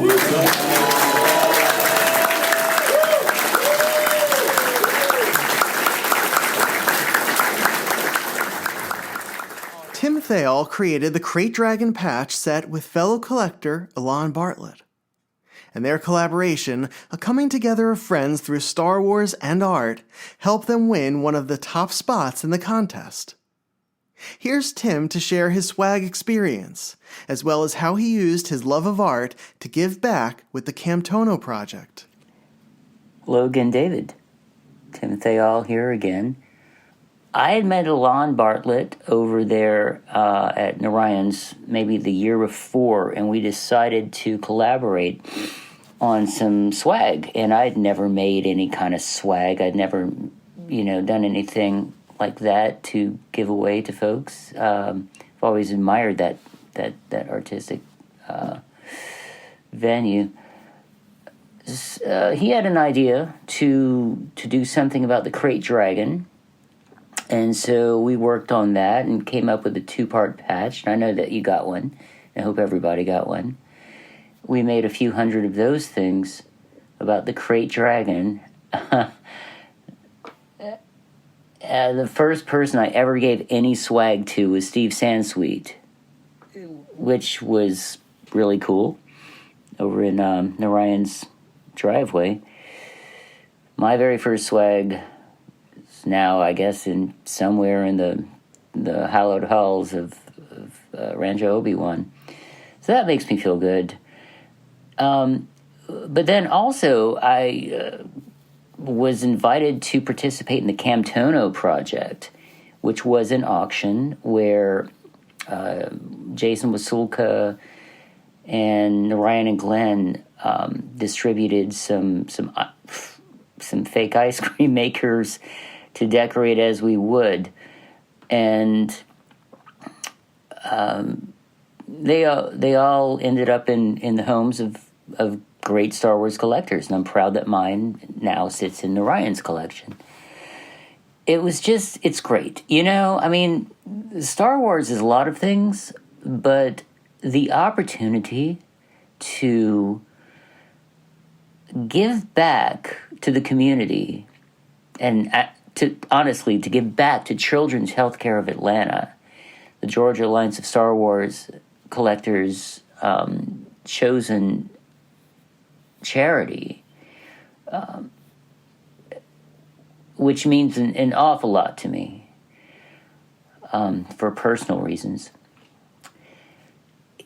It's just astounding. It's just a wonderful thing to be able to use my talents to, I don't know, make the Star Wars world a lot more rich and full. And I thank those guys for allowing me to help and be part of it and to practice my craft. It's something else. It's just something else. It's so cool. All right, so that's that. I worked on that Camtono for a couple of months. And I think it worked out pretty well. Star Wars swag trading has grown exponentially over the past decade. And to collectors, the opportunity to be a part of an event and to obtain these fan-made souvenirs in the process make the experience even more worthwhile. Here's Wisconsin collector and swag enthusiast Doug Meyer to share what Rogue Fun meant to him and his son. Yes, this is Doug Meyer from Appleton, Wisconsin. My son and I traveled to Rogue Fun, and at the Saturday ballroom event, obviously everybody got to experience the great panels that were presented. This was our real first experience with designing our own tradable swag. Given the level of creativity witnessed up to this point, I felt I had to step up my game a bit. So we designed a 3-piece puzzle patch featuring the Boar Gullet from Rogue One, and traded that with all the other attendees, and it was received really well. And even after the event, we got text messages and emails and Facebook messengers just requesting, mail trades, and just getting the opportunity to meet again with all the same people that we may have run into at previous celebrations or other cons. I think that was the best thing about it, was just meeting with the friends and the collectors and the camaraderie amongst the individuals, and there's these events are just so inviting and fun to partake in that it's just a great experience for everyone, all walks of life.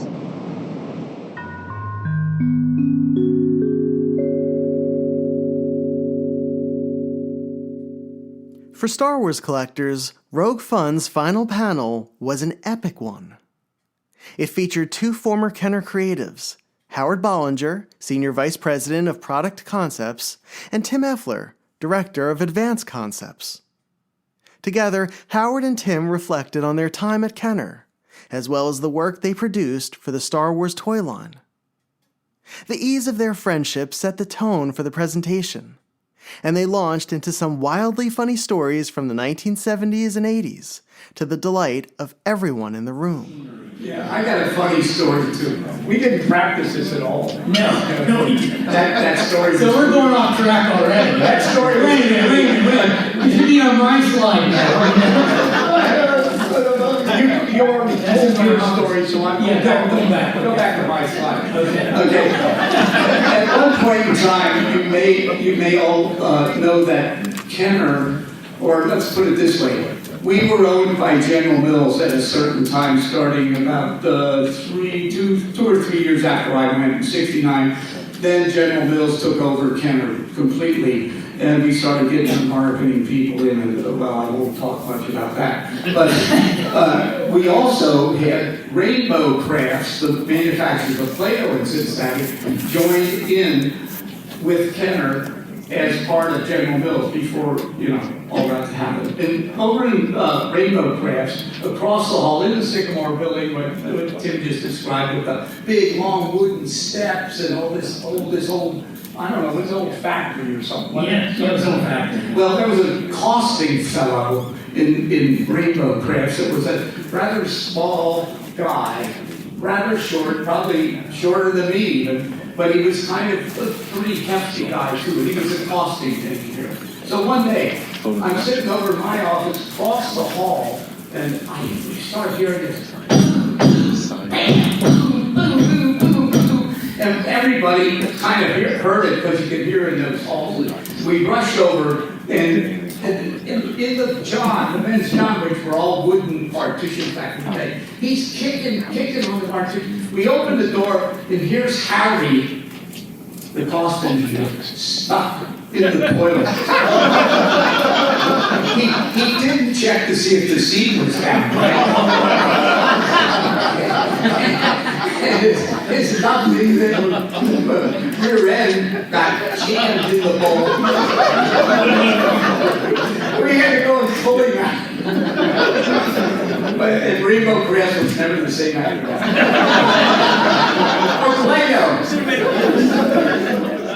During the hour-long presentation, the two gave collectors insight into how some of the most beloved toys were developed, including the telescoping lightsaber feature inserted into the figure's arms, and the iconic Death Star playset. Here's a look at the formation of the trash compactor monster that came with the Death Star, the Dianoga creature. Yeah, one aspect of the playset was that the trash compactor monster was not defined, and as you recall in the movie, all you saw was the stock with the eye on top, right? Well, I lobbied it. We can't just do a stick with an eye on top. It's got to be fleshed out as a character. So, and that was a tough thing to negotiate because it was going to cost money that they hadn't previously figured into this thing. Some of that preliminary cost was done before the turnover meeting, so everybody has an expectation of what this thing's going to be in retail. So I'm negotiating, you got to do this whole character, and that basically was, okay, but it can only be one piece, and it can't be decorated, we can't afford to decorate, so it had to be one piece vinyl, so it had to be molded in one piece. And the constriction of that, tooling-wise, is that I couldn't do a stock that went straight up. It had a curve to it, so it could come out of the mold, which never made me happy. But so that's why that curve is there instead of having the stock almost come vertical, as I would have really appreciated to have that done. But in any case, I didn't spend a lot of time designing. I used a couple drawings, and I worked with who did I work with? The sculptor on this. I can see his face. So we'll move on. But I don't want to give him credit, I guess, is the point.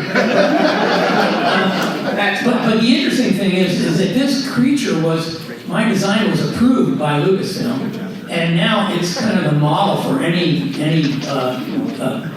compact, what was the name, Diagonal or something? Diagonal. Of course it wasn't that name when we did it. We didn't know that stuff. But it's now kind of become the model. You see illustrations of it, they roughly follow this design, which is kind of cool to have designed a character in the canon. The Kenner panel was truly a fantastic way to end the event. Its loose and casual format made all of us in attendance feel like we were longtime friends celebrating the decades of Star Wars and Kenner love with those who had helped design the toys. And we laughed with Tim and Howard the entire time, as they played off of one another in their funny and incredible stories. It is 8:13 and I'm standing with my buddy, Sir James of the Two-Pack, Jimmy Two-Pack, David Kevin White. Hello, sir. How's it going? What are we doing now? We're getting ready for the group photo. Yeah. So where are we going to stand? All the way in the back or all the way in the front? I think we should stand on the edges, right on the side. I want to stand in the front. I want to just kind of like lay down a little bit and just... All right. Yeah, let's do that. All right, here we go. All right, let's do it. All right. After the presentations concluded, Glenn announced that we would be taking a Rogue Fun group photo and asked all of us to head out to the courtyard. It was brighter than I had expected it to be outside, especially for 8 o'clock, and it felt more like the late afternoon. Approximately 200 collectors gathered in that courtyard, like it was the world's largest class photo. The organizers knelt down in the front row around a vinyl Rogue Fun banner draped along the floor. Together, we bunched up into at least 5 or 6 rows, spanning the entire width of the sprawling space. Those in the very back stood up on some of the seats and furniture, with the trees and the faded white-blue sky as the backdrop. Amid the smiles and the lanyards bearing the Rogue Fun badges was the excitement of that moment. To see familiar faces with their arms around one another, or pointing at each other, or simply arms spread wide as if to say, "We did it." There was a magic there that still resonates in this picture. There's a kinetic energy to the photo, and you could spend a full hour looking at each piece of it, each person, each reaction. It's become one of my favorite collecting images of all time, as it contains so many wonderful, talented, and kind people in one location. It's a testament to what makes our community so special and our hobby so meaningful. And it's also a testament to the power of the imagination, how 3 collectors dreamt up a reason for all of us to travel to Georgia, and how 200 of us joyfully responded, making it something real and something memorable.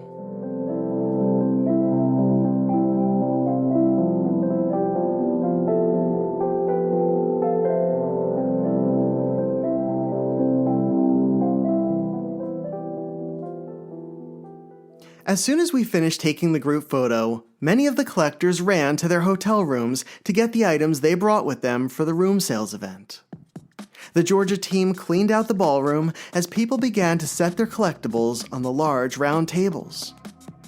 The amount of toys and memorabilia in the ballroom transformed it into a superstore from a previous era. Vintage carded Kenner figures from Star Wars, Empire, Jedi, and Power of the Force graced many of the tables, with some truly rare examples available. Patches and swag from some of the most desirable sets ever were offered for sale and for trade. High-grade loose figures featuring a number of rare variants were scattered and grouped on some of the tables as well. Some collectors even brought store displays, like the Burger King glass promotion from Return of the Jedi. The amount of modern Star Wars prototypes and pre-production pieces had grown from the previous night. Shadow of the Empire proof cards sat across from 12-inch hard copies of Zuckuss, Forlom, the Death Star droid, and a Stormtrooper. A Power of the Force 2 First Shot Yoda from 1996 was on display, in a beautiful blue color. There were coin sets and posters, magazines and books from the 80s and 90s, and really rare items, like the trifold backdrop for one of the 3-pack figure sets from 1979. More vintage carded figures, more modern proof cards, more puzzles, more loose figures, more instruction manuals from the playsets and vehicles. Gary Ray Weaver had some of his customs for sale, including the ones he made specifically for Rogue Fun. 2 impressive pieces on a table in the ballroom's former drink nook were both graded. One was a sealed 12-inch alien boxed figure, and the other was a Collect All 41 figure display from The Empire Strikes Back. Arguably, the most popular table of the night belonged to Todd Chamberlain. Todd is a longtime collector known for his vast amount of unique ephemera from the original trilogy era. If it was produced and sold at retail, Todd likely owns it. And he brought an enormous amount with him, including items from the 90s and 2000s. Collectors swarmed his table as he set up, combing through rows of 2D and 3D items, in search for something they'd never seen. Something that would make the perfect memento from an epic room sales event.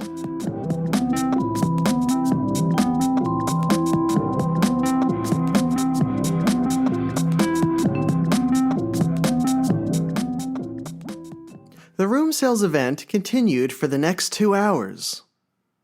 As our friends are hanging out and buying, selling, and trading, let's hear from some of the attendees on how their day at Rogue Fun went. Hey David, it's Narayan Naik from Atlanta. One of the memories, I remember by the time room sales came around, I was just so beat tired and I didn't even unpack any of the stuff that was in my car to bring into the room. Of course, there were so many other things going on, and but I was just kind of taking in the atmosphere at that point. I do remember later that night when a group of us went to Waffle House. That was a good kind of way to just kind of decompress from the whole day. And I remember having a good conversation with the Indiana guys, Matt Molinaro and Todd Giganti, along with Jason and Tony and Glenn. Can't remember who else was there, but I remember another group joined us not long after in Waffle House, and we had a nice group picture taken there. And it was a funny moment because I think I was crouched on the ground at the front of the picture, and for whatever reason, I don't know if the floor had just some sticky residue or something, but I remember just like my foot just being stuck there on the floor. I nearly fell as I was trying to get up. That was pretty funny, but I'm glad I chose to stay at the hotel that night because I was just so tired. I don't think I could have driven home. So I stayed overnight and had that early morning next morning with the Kennesaw run. So I was glad I just decided to do that. Anyway, more to come. Take care. Hi, David. It's Jerry Hancock again. What an incredible day. All the presenters, as soon as, I was finished, I was sitting at that table right up front. I had front row seats for just the most amazing series of panels. Seeing my buddy Ryan Shaw and Gary Reaver doing their presentation on customizing, and, of course, seeing John Celestri and our friend John Waterhouse and their presentation about the Boba Fett animated segment from the holiday special. Wow, that was incredible. The publishing contingent there with Rich Alott, Paul Harrison, and Steve Sansweet was amazing, and just great insight about that whole process. And then, of course, the stars of the show, Tim Effler and Howard Bollinger, came in and just stole the night, I think, as they just waxed poetic about the good old days at Kenner. It just, what a incredible ending for a great series of panels. And of course, we had this epic lobby swap. I think everybody was sort of taken aback with the caliber of items that were showing up at the lobby swap. I had a chance to have a shot of whiskey with my buddy Matt Erickson from Cincinnati. That was awesome. Yeah, just that whole day was just amazing, and it's been great to sort of look back on it a year later and think about those highlights again. So thanks again, David, for your time and supporting this and in helping us to promote Rogue Fun 2, Fun and Villainy, coming your way 2026. Hi, this is Lewis Brown with Georgia Alliance Star Wars Collectors, and I was wanting to talk about Rogue Fun, the panels that they had. Each and every one of them was great, but there was two of them that stood out to me. One's my friend did it. I always call him Randy, but his name's Jerry. He done a little thing about Sears, and it caught my attention because it was a Sears wish book. And when I was a kid, I used to get the wish book. It'd come in the mail every year, and I'd flip over to the Star Wars pages, and I'd spend, I'm not exaggerating, I'd spend an hour or two just looking at the pictures and just imagining me playing with them toys, and them pictures just, there's just something about seeing them. And the other panel that got me was John, see if I say his name right, John Celestri. I probably said it wrong. I apologize if I did. But it was, what caught me was when I seen him at his table out in the hallway, and I was telling him about Star Wars and how I came up with money when I was a kid to buy my Star Wars.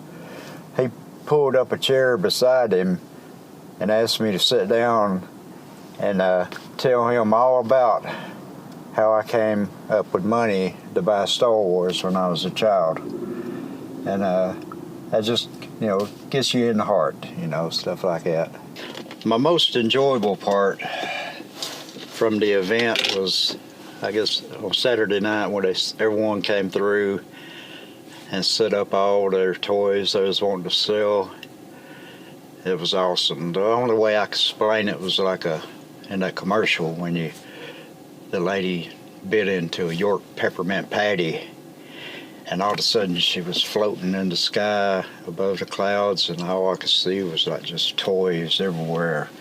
And I was just going around the room in circles in awe, and I really enjoyed it.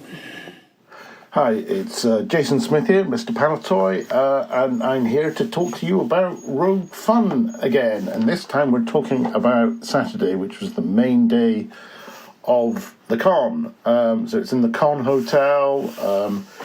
It's all very convenient and easy to get to. So got up and had a look round in the morning, all the various setups. There was a great setup for... I think it's Endor. I'm looking at the pictures trying to remember. Yeah, massive display with all kind of various action figures for Endor on it. There was loads of swag trading. So I'd done quite a lot of swag trading on the previous day already, but there was just loads of people, and the quality of the swag was fantastic at Rogue One. I made some very silly Rogue Fun kazoos in various different colours, and I did manage to get Naren a full set because I know how he likes his swag variations. The actual event itself was a series of different talks, all very fascinating. The swag giveaway for the event, there was this a Rogue Fun lunchbox, which is absolutely fantastic and has got to be the best bit of swag I've ever got at a con, and it was absolutely fantastic. If you can get your hands on one of those, good luck. There was various kind of displays. There was something called the Kamunu Project, I think it was, where they were it was various ice cream tubs that got customized by various people. There was a swag competition, which was obviously won by, I think it was Josie. Was it Josie Eclipse won it? I'm trying to remember who won it now. I can't remember. I know she was quite high up there, but maybe some other lady won it. Can't remember. Anyway, but it was a fantastic day, and then there were room sales afterwards in the same area, and there was a great setup of stuff there. I bought my Palatoy card backs, which nobody buys, but it's nice having the sign there, so say I was there. But yeah, it was a really good day, and lots of fun. Rogue Fun. And then we had a big picture outside where everybody gathered outside, and there's quite a good photo of everybody gathered outside, which was fantastic. But yeah, catching up with lots of friends from all over, mostly American friends, but there were some Canadians there, a couple of Europeans, and there was an Australian guy as well. And I was obviously from the UK, so yeah, and it's well worth a travel. If you haven't been, they are doing one next year, and if you haven't been, it's worth a visit. So there you go. Catch you later. Hi, this is Barry Scott.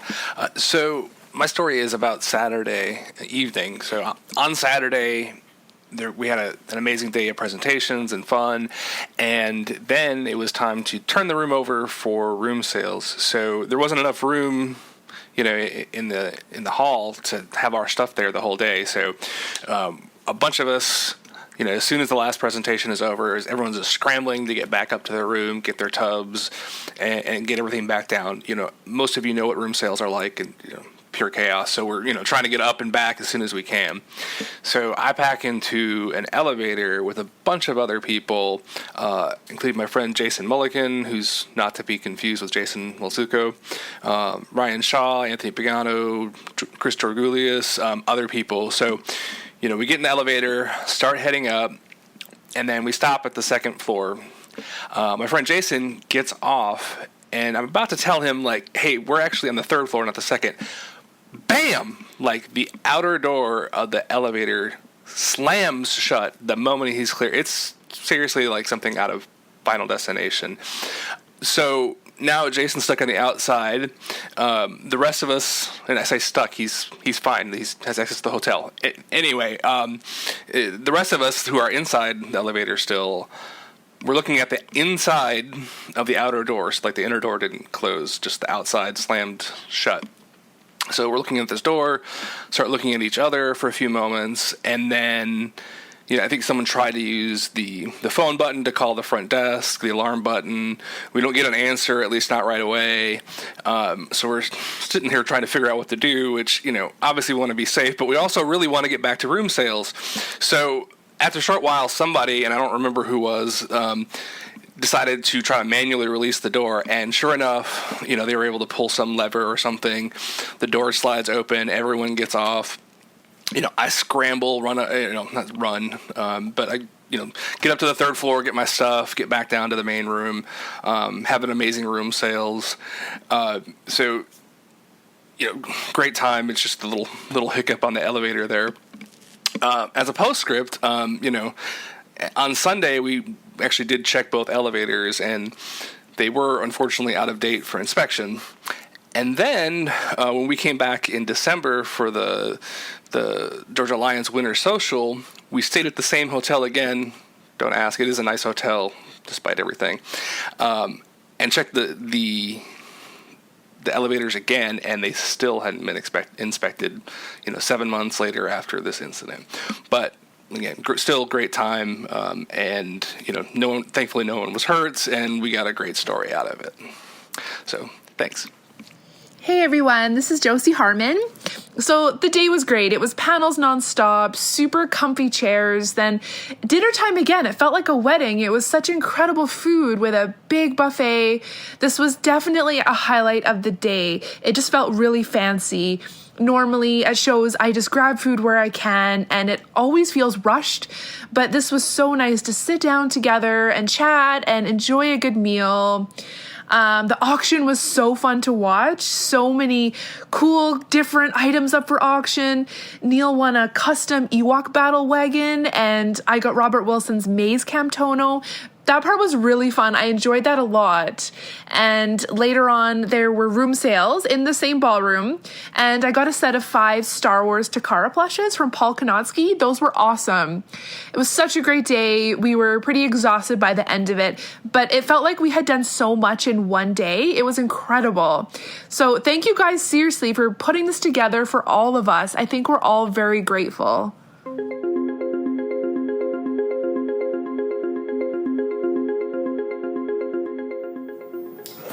Okay, so it is 11 o'clock. I'm currently in the elevator. I feel like I've been in the elevator a few hundred times, going back and forth, and it's been a lot of fun. The room sales were great.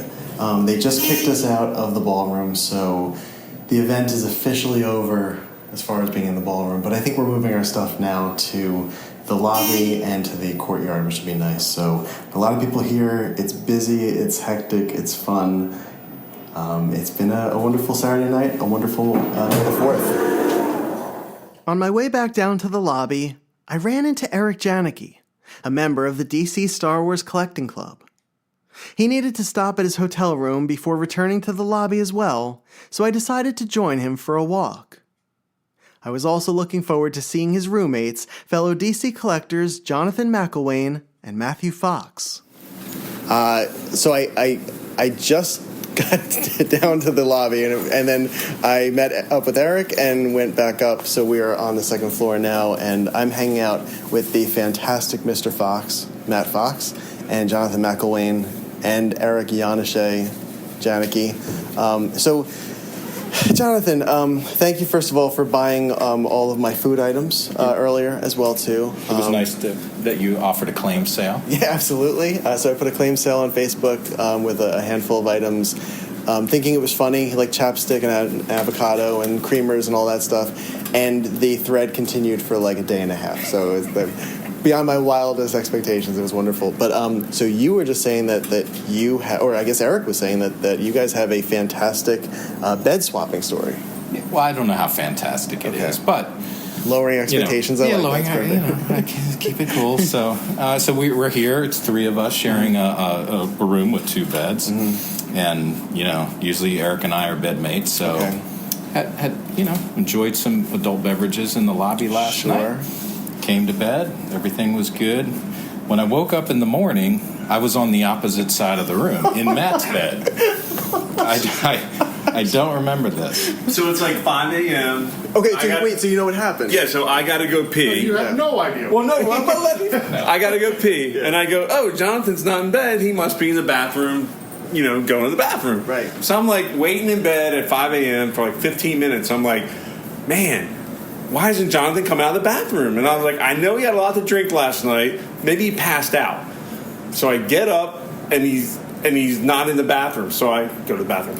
And then I'm like, well, where's Jonathan? I love that your concern is up to the point where you saw that he was not in the bathroom and you went, well, you know what, I'm just going to go to the bathroom first and then I'll worry about this. So he was sleeping on the side of the bed where there's a wall near it, and there's like I don't know, what's that, 2.5 feet cavity between the wall and the bed. And I'm like, maybe Jonathan fell out of bed and passed out on the floor. So I'm like, I'm afraid to see if he's like asleep on the floor or like dead on the floor. Again, though, your brain took a break and said, we'll figure this. This situation just got a little scary and a little worse, but we'll figure that out after I use the rest. So now it's 5:15-ish, and then I slowly peek over the bed, and he's not on the floor. So I'm like, where the heck is Jonathan? Maybe he went downstairs. Why would he do that? Right. So you didn't hear the door open? So No. Yeah. So I go back into the bathroom, and I'm like, maybe he's in the shower. Like he fell into the shower or something. Mm-hmm. Not there. And then He's come out. Watching you go to the bathroom. I come out, and he's in Matt's bed, and they're both, two bodies are in Matt's bed, and they're spooning, and I don't know what they're doing. But I was like, my initial thought was Jonathan got up in the middle of the night because I was snoring so bad. No. Your initial reaction was Jonathan. Yeah. Jonathan likes Matt more than he likes me. Yeah. So Jonathan's in Matt's bed. So then we get up in the morning, and Jonathan's like, I'm like, Jonathan, did I even ask you, or what happened? I didn't even realize it. So I get up. I was the first one to shower, and I didn't realize that I was in bed with Matt. So I get up, I shower. That's the kind of guy I am. No. So I'm sitting in the chair, and then Eric was like, are you done? And I was like, that was when my mind figured out that voice came from the wrong position in the room. I'm like, oh. So that was when I guess he slept walk and went into Matt's bed after doing something. I don't know. My favorite part of the whole story, which we haven't even touched upon yet, is somebody got into Matt's bed. Matt's by himself. Yeah. He went to bed by himself and woke up with a stranger on the other side and hasn't said a word about it. Like it's just another normal day hanging out with the DC crew. Well, it is. That's I just sort of thought jackpot. But, I noticed in the middle of the night because I move around. Right, I hit something. Sure. I hit something that was not a pillow. I assumed that Janicki had done something offensive that Jonathan didn't want to boot it out. And was like, I don't want to be around this. And came over here. That's okay. Fine. That's my favorite part of the story now. So I mean, there's a lot of favorites, but it's just the idea that you immediately thought it was Eric. My fault. Who got booted away from, so that's... No, I knew it was Jonathan. But I assumed that Jonathan decided, I can't deal with this. Okay. I'm out of here. Yeah, okay. And why do I get the privilege of having my own space? So, that's that. Well, food collectors are known to be swingers, like Jonathan. So I just thought he was bed hopping like he started off the story. And I completely understand that, yes. And Jonathan, do you have anything to add to that? No comment. What is it? Aren't pineapples the whole thing in the swinger? And that's food, right? I don't know. Okay. You know more than I do. And I'm not just saying that. Pineapples? Yeah. Haven't you ever heard that? What? If you have like a pineapple on your front door, that means it's like a sign. It's a sign that you're a swinging couple. Okay. I thought pineapples were signs. Then John David's like, why did I ask? Welcome to the Star Wars podcast for I children of all ages. I thought it was good luck. I thought you were supposed to give somebody a pineapple when they moved into the house.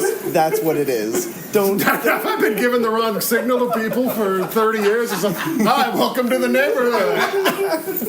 I'll be in this bed, but come join my bed anytime. All right. Well, I'll tell you guys. Yes, I made a huge mistake getting back onto the elevator. Coming into this room and asking. Yes. So awesome. All right. Well, I love hanging out with the DC crew.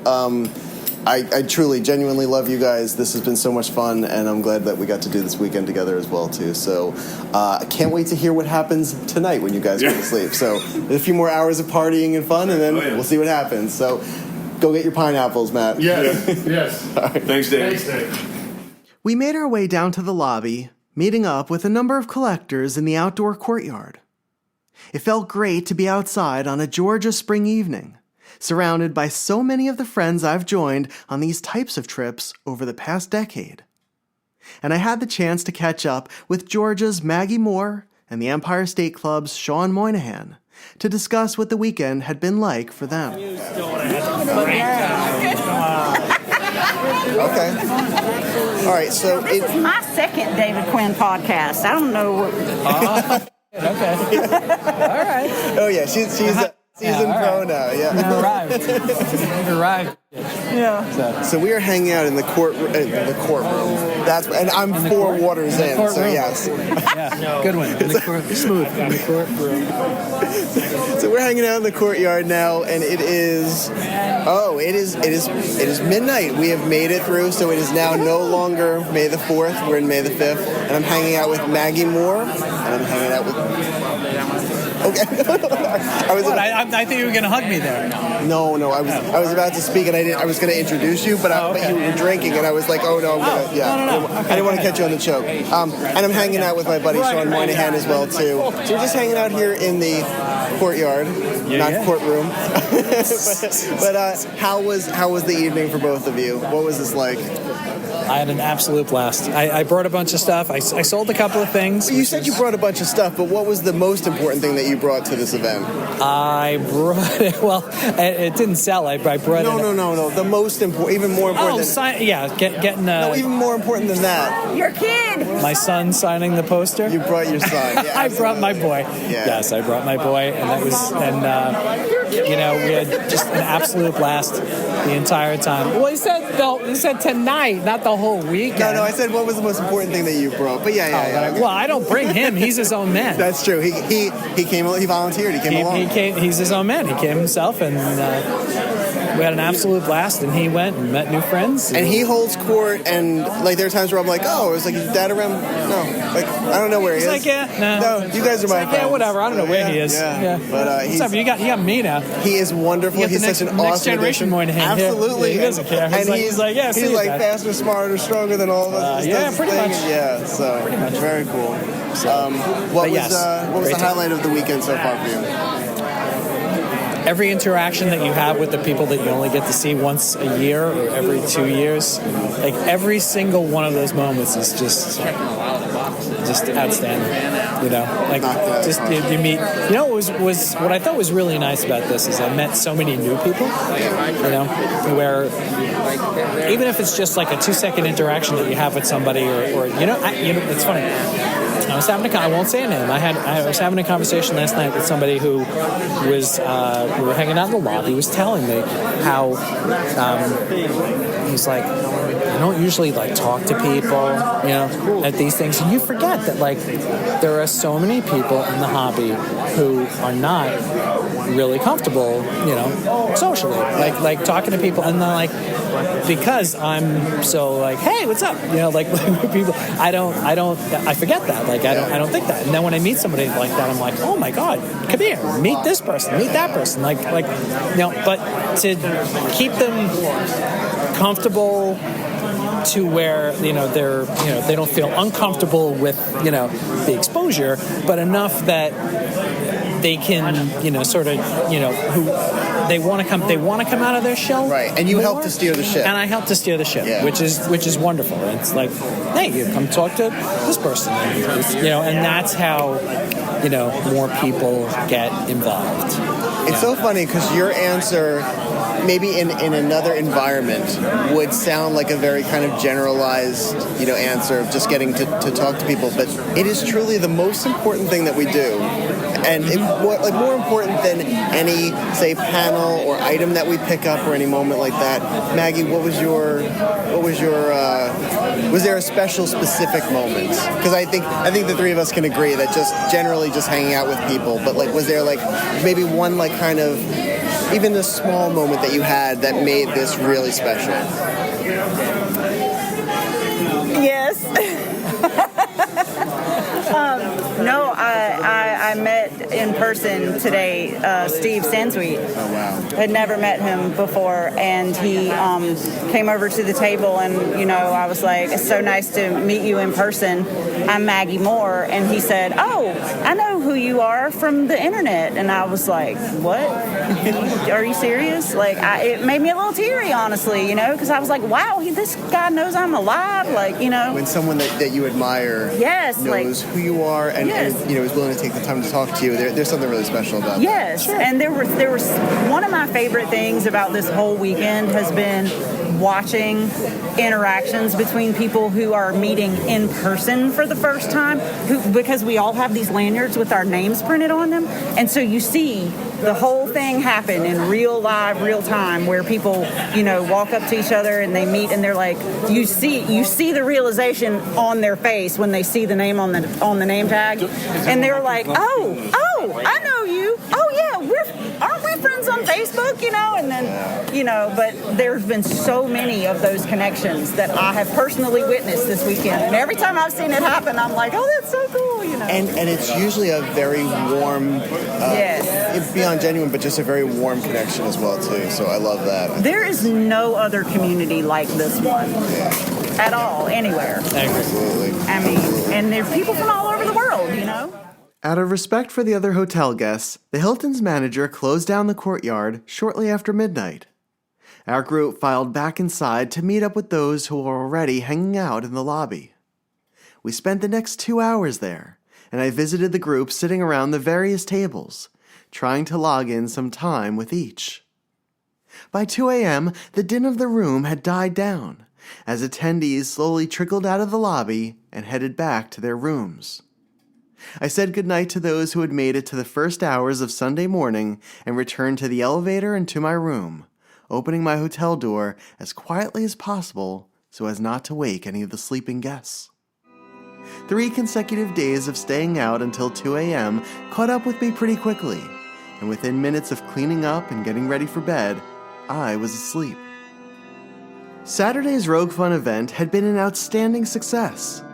5 incredible, insightful, and funny panel presentations, a relaxing dinner, a truly epic room sales, and an entire day spent in the company of 200 other passionate Star Wars fans and collectors.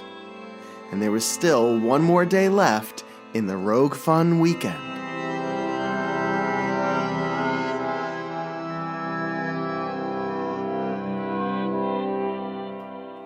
Thank you for joining me for the Saturday portion of the Rogue Fun event. If you've enjoyed the series so far, please subscribe to the Star Wars Prototypes in Production podcast. And if you have 30 seconds, I'd really appreciate you leaving a review, especially on Apple Podcasts. Your review will help to get the word out to other Star Wars fans and collectors. And it may be the catalyst that causes someone to listen to the podcast, and they might come out to the next Rogue Fun event as a result. If you'd like to attend Rogue Fun in 2026, my friends Glenn and Jason are here to give you all the details you need. Hey everyone, this is Jason. And Glenn. And we just wanted to jump on here real quick to let you know that Rogue Fun 2 is happening. It's called Rogue Fun 2 Fun and Villainy. It's happening next May 26, 2026. May 2nd, to be exact. Why not be precise? Yes. And it is open to everyone. It is a private group, but we just made it that way because it is a ticketed event. We don't want, to have people show up and they didn't pay for a ticket and, all that stuff. So we're just trying to control that a little bit. But that doesn't mean that you're not invited. So and it's a private group, so you won't be able to find it and we won't make it searchable. Facebook does that. So if you really wanted to join us for Rogue Fun 2, what you have to do is join the Georgia Alliance of Star Wars Collectors. We welcome everybody. That's an open group. Once you're invited, just make sure you answer all the questions. Once you're invited, find the Rogue Fun teaser video. You can just search Rogue Fun in that group and just comment that you want to be part of the Rogue Fun page, and we will send you a link and you'll be able to join us. Yeah, I hope to see you guys there. It was a good time last time. I hope it'll be even better this go around. So may the fun be with us. May the fun be with us. Wretched hive of fun and villainy. Yes. Must be cautious. May 2nd, 2026 in Atlanta. Well, not really Atlanta, but close enough to Atlanta. Close enough to be called Atlanta. It's close enough to be called Atlanta. As you've seen in this series, Glenn, Jason, and Orion have put together something special with the Georgia Alliance and Rogue Fun. And although I can't say too much right now, I can tell you the next Rogue Fun is going to be even bigger. The guys are working hard to deliver an all-new experience in the Kennesaw region while keeping the essence that made the first one so impactful and so connective. I'd like to acknowledge the contributors to this episode. It was a massive one with the running time of a feature-length movie. So I'd like to say a huge thank you to Rich Alott, Howard Bollinger, Lewis Brown, John Celestri, Tim Effler, Matt Fox, Jerry Hancock, Josie Harmon, Paul Harrison, Don Henderson, Eric Janicki, Bruce Lieberman, Jonathan McElwain, Doug Meyer, Maggie Moore, Sean Moynihan, Narayan Naik, Steve Sansweet, Barry Scott, Ryan Shaw, Jason Smith, Tim Theall, Mike Tricomi, Vinny Tricomi, Jason Lasucco, Shannon Lasucco, Gary Ray Weaver, Glenn Williams, and everyone else who participated in making this episode come to life. There's so much more to come, so I'll see you next time here on Star Wars, Prototypes and Production.